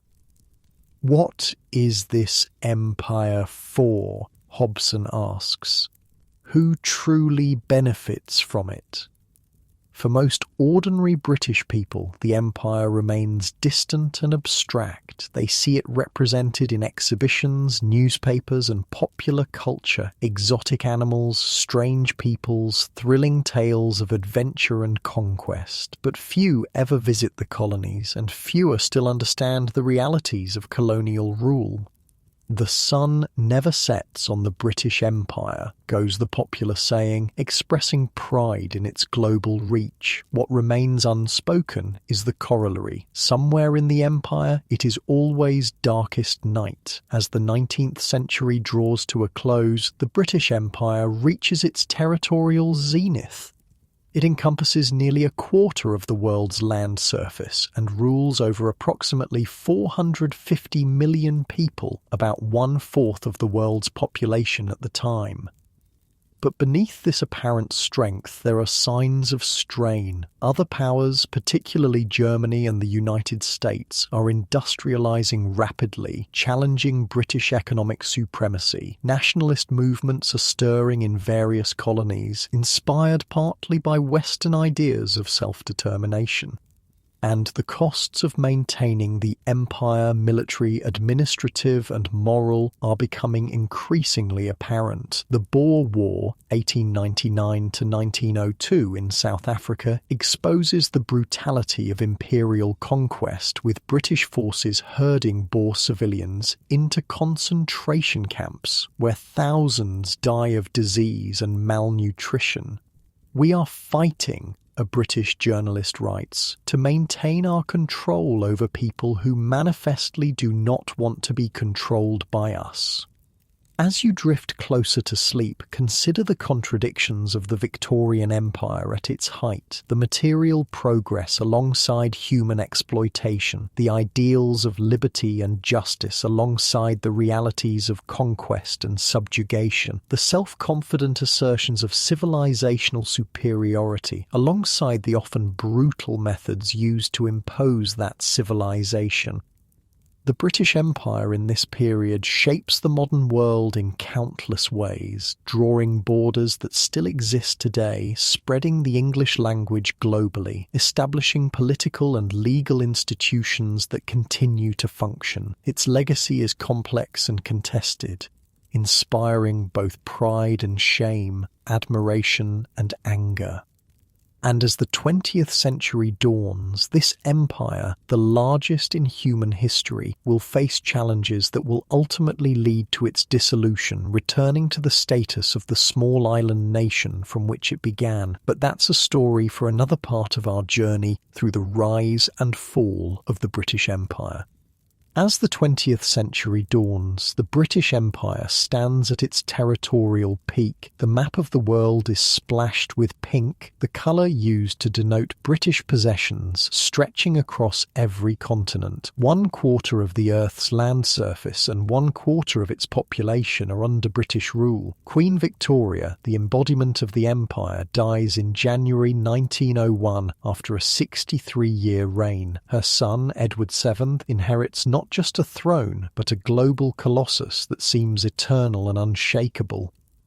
Yet beneath this apparent strength, cracks are forming. Imagine yourself in London in 1901. The city hums with energy and confidence. Massive buildings of Portland stone line the streets, banks, government offices, museums, all built to last for centuries. The wealth of empire flows through the city's veins. In the shops of Regent Street, you can buy silk from China, tea from India, tobacco from Virginia, coffee from Jamaica, chocolate from West Africa.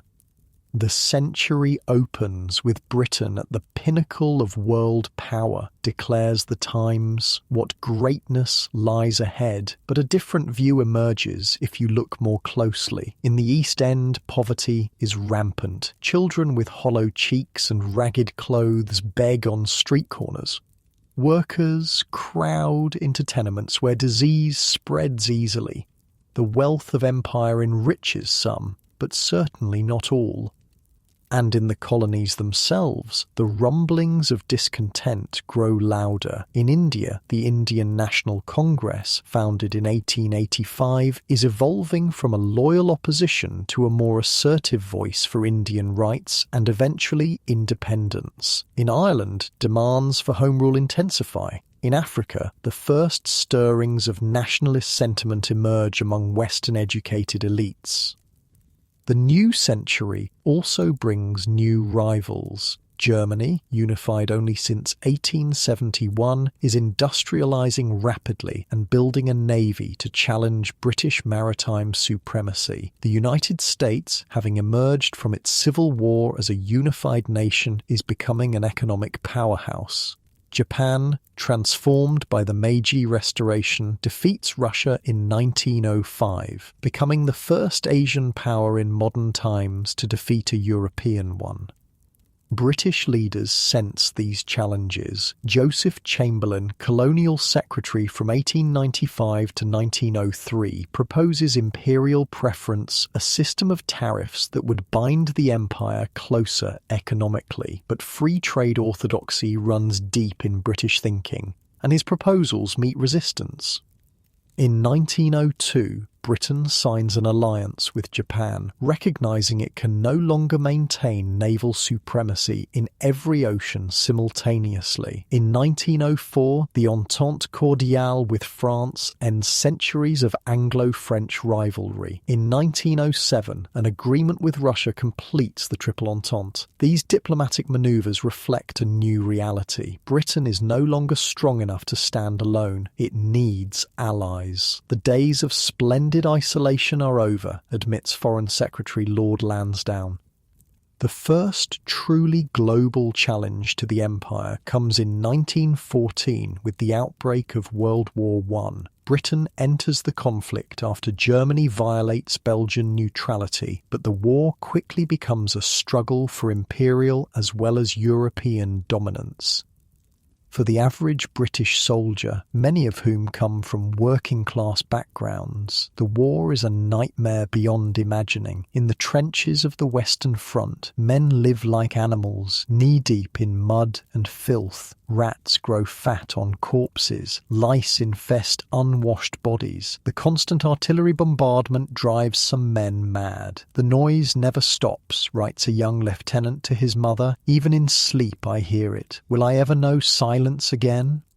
Death comes in many forms: artillery shells, machine gun fire, poison gas, disease. On the first day of the Battle of the Somme, July 1st, 1916, Britain suffers nearly 60,000 casualties, including almost 20,000 dead, the bloodiest day in its military history. The empire mobilizes for this existential struggle. Over 2.5 million Indian troops and laborers serve in the conflict. Soldiers come from Canada, Australia, New Zealand, South Africa, and the West Indies. Resources flow from every colony to support the war effort. The empire upon which the sun never sets has risen as one to face this challenge, declares Prime Minister Herbert Asquith.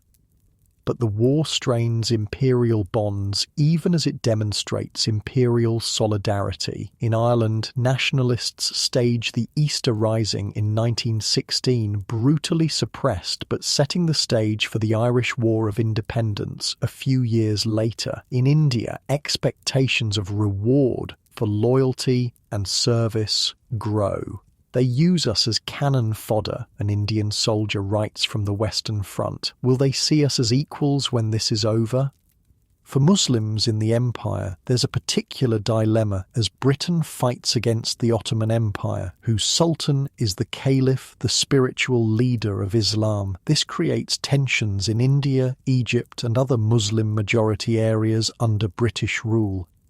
After 4 devastating years, the war ends in Allied victory. The German, Austro-Hungarian, Ottoman and Russian empires all collapse. Britain and its empire seemingly emerge stronger, gaining new territories as mandates from the League of Nations, including Palestine, Iraq, and parts of German East Africa. At the Paris Peace Conference, British dominions, Canada, Australia, New Zealand, South Africa sign the Treaty of Versailles separately, recognition of their growing autonomy within the imperial framework. But the cost has been enormous, nearly 1 million dead from Britain and its empire, crushing financial debts and social upheaval. The pre-war world of stability and confidence is gone forever. We have won the war, observes a British diplomat at Versailles, but I'm not sure we have won the peace. The post-war years bring new challenges. In Ireland, the War of Independence, 1919 to 1921, leads to the Anglo-Irish Treaty and the creation of the Irish Free State, with 6 counties in Ulster remaining part of the United Kingdom as Northern Ireland. It's the first significant territorial loss for the empire since American independence. In India, growing nationalist sentiment leads to the Amritsar massacre in 1919 when British troops fire on an unarmed crowd, killing hundreds. The atrocity galvanizes the independence movement under the leadership of Mohandas Gandhi, who advocates non-violent resistance to British rule. The British govern India because we cooperate with them, Gandhi tells his followers. If we withdraw our cooperation, they cannot govern. In Egypt, a 1919 revolution leads to nominal independence in 1922, though Britain retains significant control, particularly over the Suez Canal. In Iraq, a 1920 revolt against the British mandate is suppressed at significant cost. These post-war disturbances reflect a changing world. The principle of self-determination, championed by American President Woodrow Wilson, inspires nationalist movements across the colonized world. The Russian Revolution of 1917 offers an alternative ideology, communism, that explicitly opposes imperialism. The 1926 Imperial Conference produces the Balfour Declaration, not to be confused with the 1917 Declaration on Palestine, which defines Britain and the Dominions as autonomous communities within the British Empire, equal in status, in no way subordinate one to another. This evolving relationship is formalised in the 1931 Statute of Westminster. The Empire is becoming the Commonwealth, a looser association of increasingly independent states with the British monarch as head. Then comes the Great Depression, beginning with the Wall Street crash of 1929. Economic hardship spreads globally, putting further strain on imperial economic relationships. Britain abandons the gold standard in 1931 and finally gives up free trade, introducing imperial preference at the 1932 Ottawa Conference. But the economic benefits of empire are increasingly questioned. Is it really profitable to maintain control over vast territories, or does the cost of administration and defence outweigh the economic advantages? The empire has become a burden we can no longer afford, argues historian Edward Thompson. As if economic troubles weren't enough, a new threat emerges with the rise of fascism in Europe. Benito Mussolini's Italy invades Ethiopia in 1935. Nazi Germany remilitarizes, annexes Austria, and dismembers Czechoslovakia. Imperial Japan expands in Asia. Britain, still recovering from the last war and facing problems throughout its empire, pursues a policy of appeasement, trying to avoid another global conflict. Prime Minister Neville returns from Munich in 1938, claiming to have secured peace for our time. The peace lasts less than a year. World War II begins in September 1939 when Germany invades Poland. Britain and France declare war, and the empire is once again called to arms. This second global conflict tests the empire as never before. The fall of France in 1940 leaves Britain standing alone against Nazi Germany. Prime Minister Winston Churchill, who takes office in May 1940, rallies the nation and empire with stirring rhetoric. We shall fight on the beaches, we shall fight on the landing grounds, we shall fight in the fields and in the streets, we shall fight in the hills, we shall never surrender.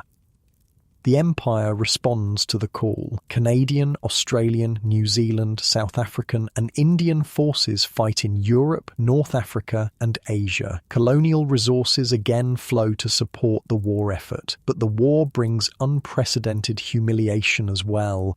Singapore, the supposedly impregnable fortress guarding Britain's Asian possessions, falls to the Japanese in February 1942, the largest surrender in British military history. Japanese forces overrun Malaya, Burma and Hong Kong. In India, the Quit India movement launches in 1942, demanding immediate independence. Though suppressed, it demonstrates growing nationalist strength when Britain asks for Indian support against Japanese forces that have reached India's eastern border. Congress leaders ask, why should Indians die for a freedom they themselves don't have? We are determined to have the freedom that is our right, declares Indian nationalist leader Subhas Chandra Bose. If the British won't give it to us, we will side with their enemies to achieve it. Bose forms the Indian National Army from Indian prisoners of war captured by the Japanese, though it has limited military impact. The war ends in Allied victory in 1945, but Britain emerges exhausted and financially drained. The new superpower rivalry between the United States and the Soviet Union leaves little room for a third major power, and throughout the colonized world, demands for independence grow louder. The process of decolonization begins almost immediately. In 1947, India and Pakistan gain independence, ending 3 centuries of British presence in South Asia. The partition of the subcontinent along religious lines leads to massive population transfers and communal violence that claims hundreds of thousands of lives. Lord Mountbatten, the last Viceroy of India, observes the chaos from his residence and reportedly remarks, "At least we're leaving with dignity." An Indian politician retorts, "The only thing leaving with dignity is you, Lord Mountbatten. The rest of us are covered in blood." Burma, now Myanmar, and Ceylon, now Sri Lanka, follow in 1948. The British mandate in Palestine ends in 1948, with the creation of Israel and the First Arab-Israeli War, leaving a legacy of conflict that continues to this day. In Africa, the pace of change is initially slower, but pressure builds. The Gold Coast, now Ghana, achieves independence in 1957 under Kwame Nkrumah, who declares, "We face neither east nor west, we face forward." By the end of the 1950s, the writing is on the wall for the entire British Empire. Prime Minister Harold Macmillan, speaking to the South African Parliament in 1960, acknowledges the wind of change blowing through this continent, recognising that the era of European colonialism is ending. The process isn't always smooth. In Kenya, the Mau Mau uprising, 1952 to 1960, is suppressed with considerable brutality before independence comes in 1963. In southern Rhodesia, now Zimbabwe, white settlers unilaterally declare independence in 1965 rather than accept majority rule, leading to international sanctions and eventually a guerrilla war.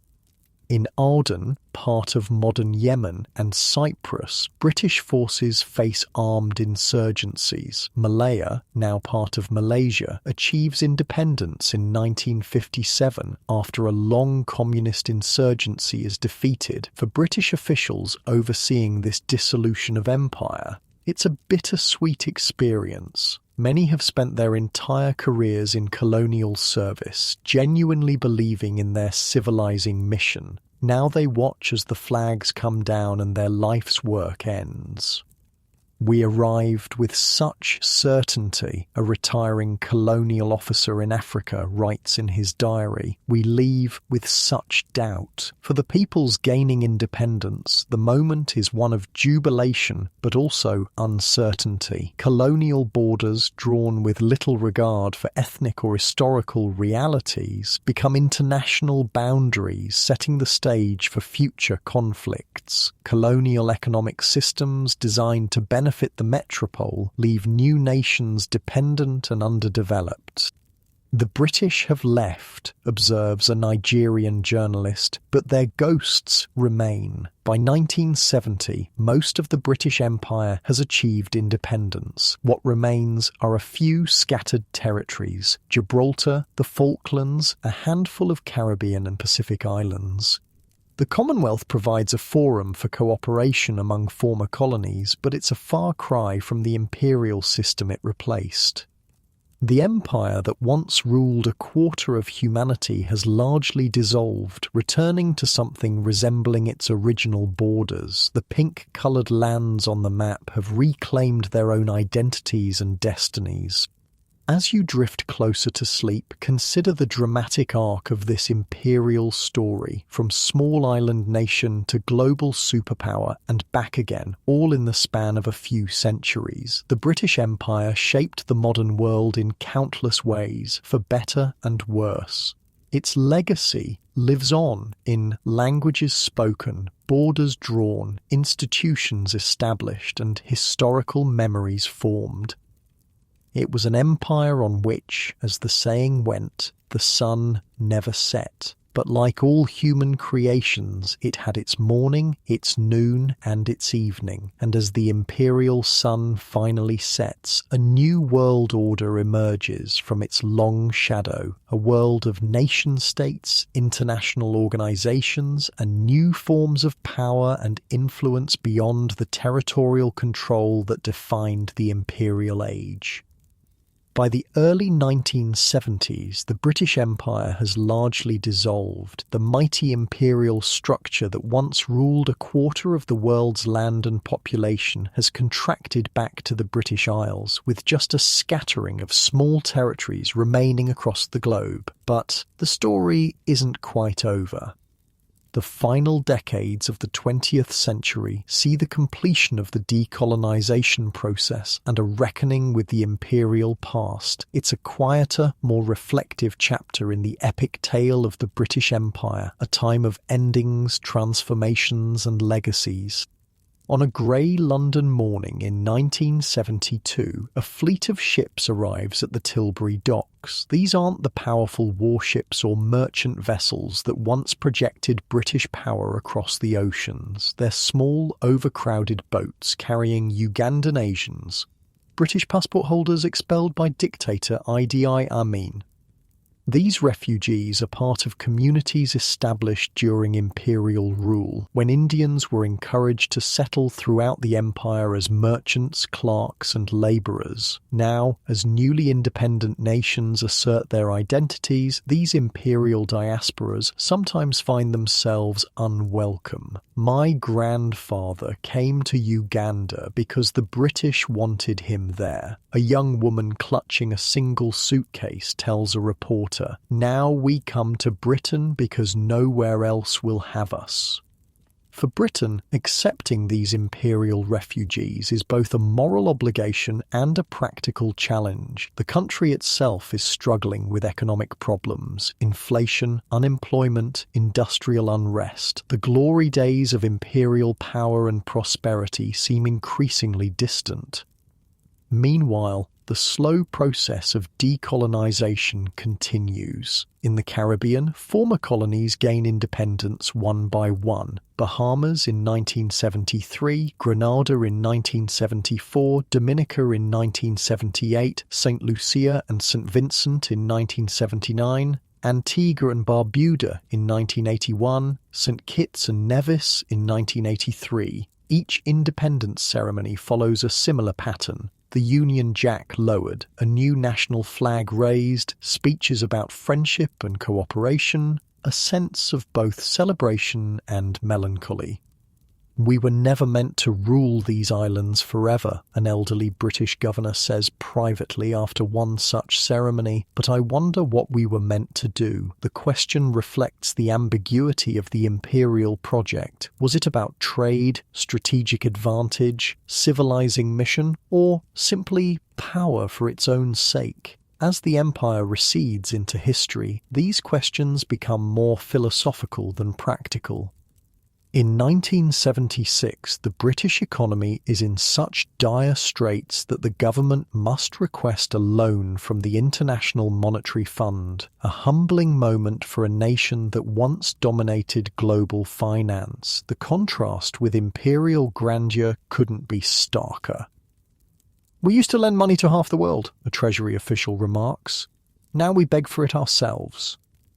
The Falklands War of 1982 provides a brief echo of imperial conflicts past, when Argentina invades the Falkland Islands, one of Britain's few remaining overseas territories. Prime Minister Margaret Thatcher dispatches a naval task force to reclaim them. It's a risky venture. The islands are 8,000 miles from Britain, but just 400 miles from Argentina. The logistics are daunting, the outcome uncertain.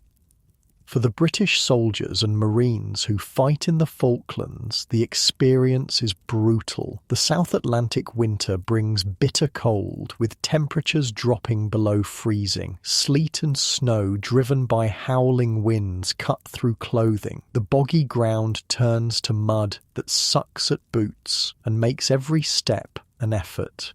It feels like the end of the world, a young Royal Marine writes home. Maybe it is.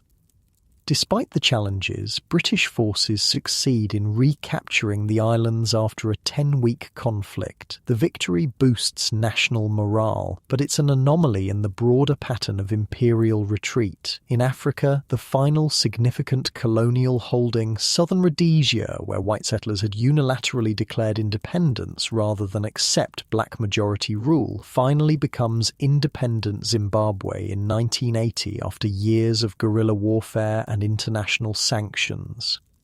Robert Mugabe, leader of one of the main liberation movements, becomes Prime Minister and later President. At independence, he surprises many with a message of reconciliation. If yesterday I fought you as an enemy, today you have become a friend. If yesterday you hated me, today you cannot avoid the love that binds me to you. The warm sentiments won't last as Zimbabwe later descends into authoritarianism and economic collapse. But the moment represents the end of British colonial rule in mainland Africa, a process that began with Ghanaian independence in 1957. The most emotionally significant imperial withdrawal comes in 1997 with the handover of Hong Kong to China. Acquired through the Opium Wars in the 19th century, Hong Kong has become a thriving financial centre and a unique blend of British and Chinese influences.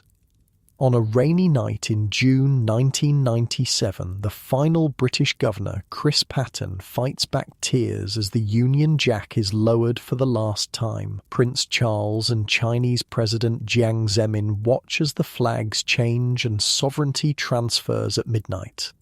For Hong Kong residents, it's a moment of profound uncertainty. China has promised to maintain the territory's way of life under the one country, two systems framework, but many are sceptical. The British didn't give us democracy until they were leaving, a Hong Kong businessman observes wryly. The Chinese promise to preserve freedoms they themselves don't have. The handover of Hong Kong symbolically marks the end of the British Empire as a significant geopolitical reality. What remains are 14 British overseas territories, places like Bermuda, Gibraltar, the Falkland Islands and St Helena, most of them small islands with tiny populations.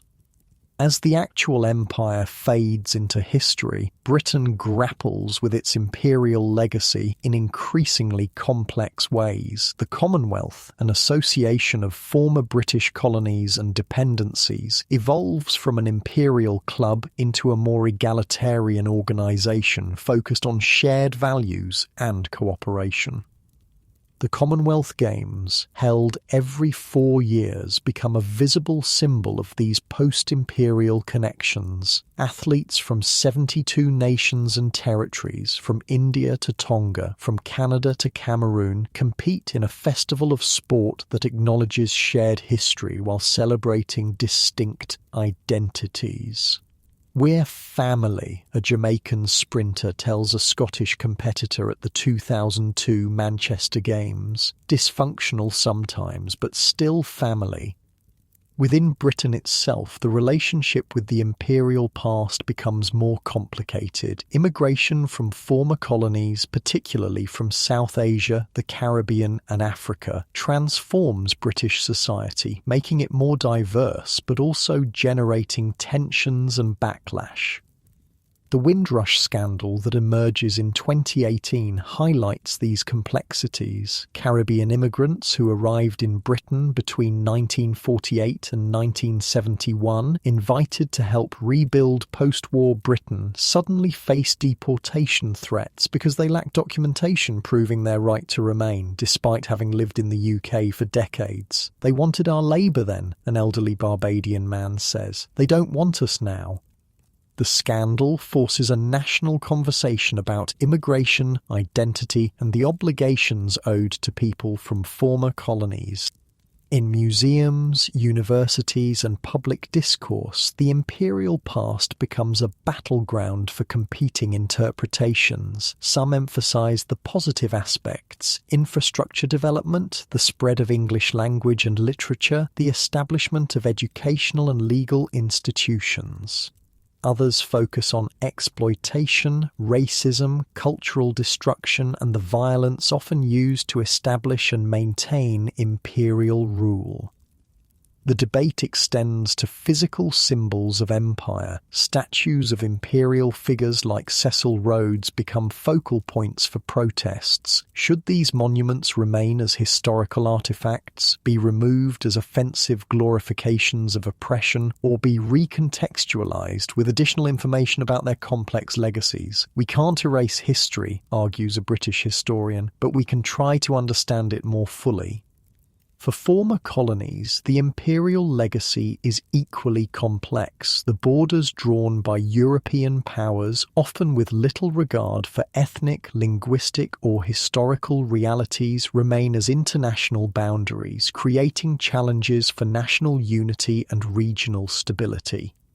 Colonial economic systems designed to extract resources for the benefit of the metropole leave lasting structural inequalities. Languages imposed by imperial rule, particularly English, become both tools of global communication and reminders of cultural domination. Yet the influence flows both ways. Britain itself has been profoundly shaped by its imperial experience. Curry has become a national dish. Words from Hindi, Arabic, and African languages enrich English vocabulary. Literature, music, and art reflect multicultural influences. The physical landscape of Britain bears imperial imprints from the grand buildings of colonial administrators returned home to the collections of global artifacts in museums, from streets named after imperial victories to monuments celebrating, or now questioning, imperial heroes.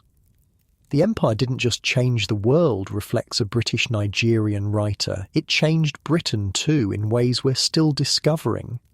As the 21st century progresses, Britain seeks a new place in the global order. No longer an imperial power, it navigates relationships with rising nations, some of them former colonies like India that now have larger economies than their former ruler. The 2016 Brexit referendum, where Britain votes to leave the European Union, is interpreted by some as nostalgia for imperial greatness, a desire to be independent again rather than part of a larger union. Others see it as simply a preference for global rather than regional connections. Global Britain becomes the post-Brexit slogan, emphasising ties with Commonwealth countries alongside new trade relationships around the world. It's an echo of imperial networks, but now as a relationship among equals rather than a hierarchy of ruler and ruled. For the former colonies themselves, attitudes toward Britain and its imperial legacy vary widely. Some maintain close cultural, educational, and economic ties. Others have deliberately distanced themselves, looking to different models and partners. "We respect our history," says a Malaysian politician, "but we're writing our own future." The Commonwealth evolves to reflect these changing dynamics. In 2018, Prince Charles succeeds Queen Elizabeth II as the organisation's head, not automatically, but by consensus of the member states. The Commonwealth Charter emphasizes democracy, human rights, tolerance, and sustainable development as shared values, with no mention of past imperial relationships. As the actual lived experience of empire recedes further into history, its evaluation becomes both more objective and more contested. Historians uncover new sources telling stories of both ordinary people and major figures previously overlooked. Fiction, film, and other media reimagine imperial experiences from multiple perspectives.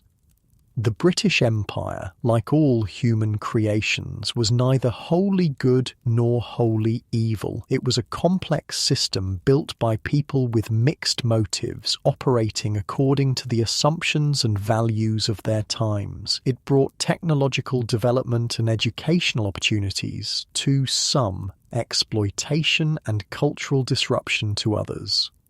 It connected distant parts of the world, creating networks of trade, migration, and ideas that persist long after imperial rule has ended. It spread English as a global language, Westminster-style parliamentary systems as a model of governance, and sports like cricket and football as cultural touchstones across continents.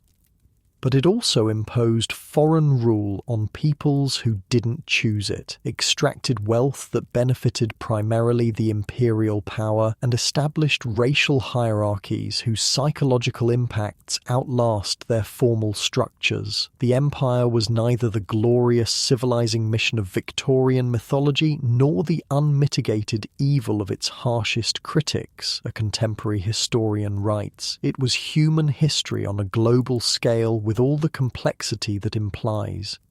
As you lie in your comfortable bed, drifting towards sleep, think about the extraordinary journey we've taken through the rise and fall of the British Empire, from its beginnings in the struggle against Viking invaders, through its expansion across continents, to its zenith as global superpower, and its gradual dissolution. We've witnessed one of history's great epics. We've seen kings and queens, governors and viceroys, soldiers and settlers, missionaries and merchants, but we've also glimpsed the experiences of ordinary people, farmers and weavers, sailors and servants, those who ruled and those who were ruled.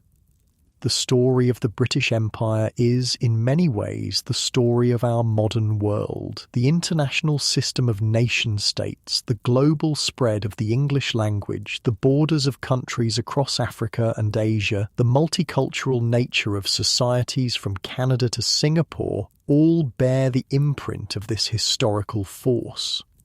Understanding this imperial story helps us make sense of our present world with its patterns of wealth and poverty, power and resistance, connection and division. It reminds us that current realities have deep historical roots and that today's decisions will shape tomorrow's possibilities. As sleep approaches, bringing its own form of empire, the realm of dreams where past and present mingle, freely reflect on how history lives within us all. The empires of yesterday have shaped the world we inhabit, just as today's choices will shape the world of generations to come. The British Empire has passed into history, its flags lowered, its anthems faded, but its legacy remains in languages spoken, borders drawn, institutions established and memories preserved. It's a legacy as complex and contradictory as humanity itself. A tapestry of achievement and failure, creation and destruction, connection and conflict. And as you finally drift into the empire of sleep, remember that history is never truly finished. The story continues, shaped by all who inherit its consequences and choose its future directions. The British Empire has ended, but the human story it was part of continues, with all its tragedy and triumph, its darkness and light. Rest now, with the weight of history settled comfortably around you, neither too heavy to bear nor too light to forget. Tomorrow is another day, another page in the ongoing story of human civilization, a story in which we are all, in our own small ways, both subjects and authors.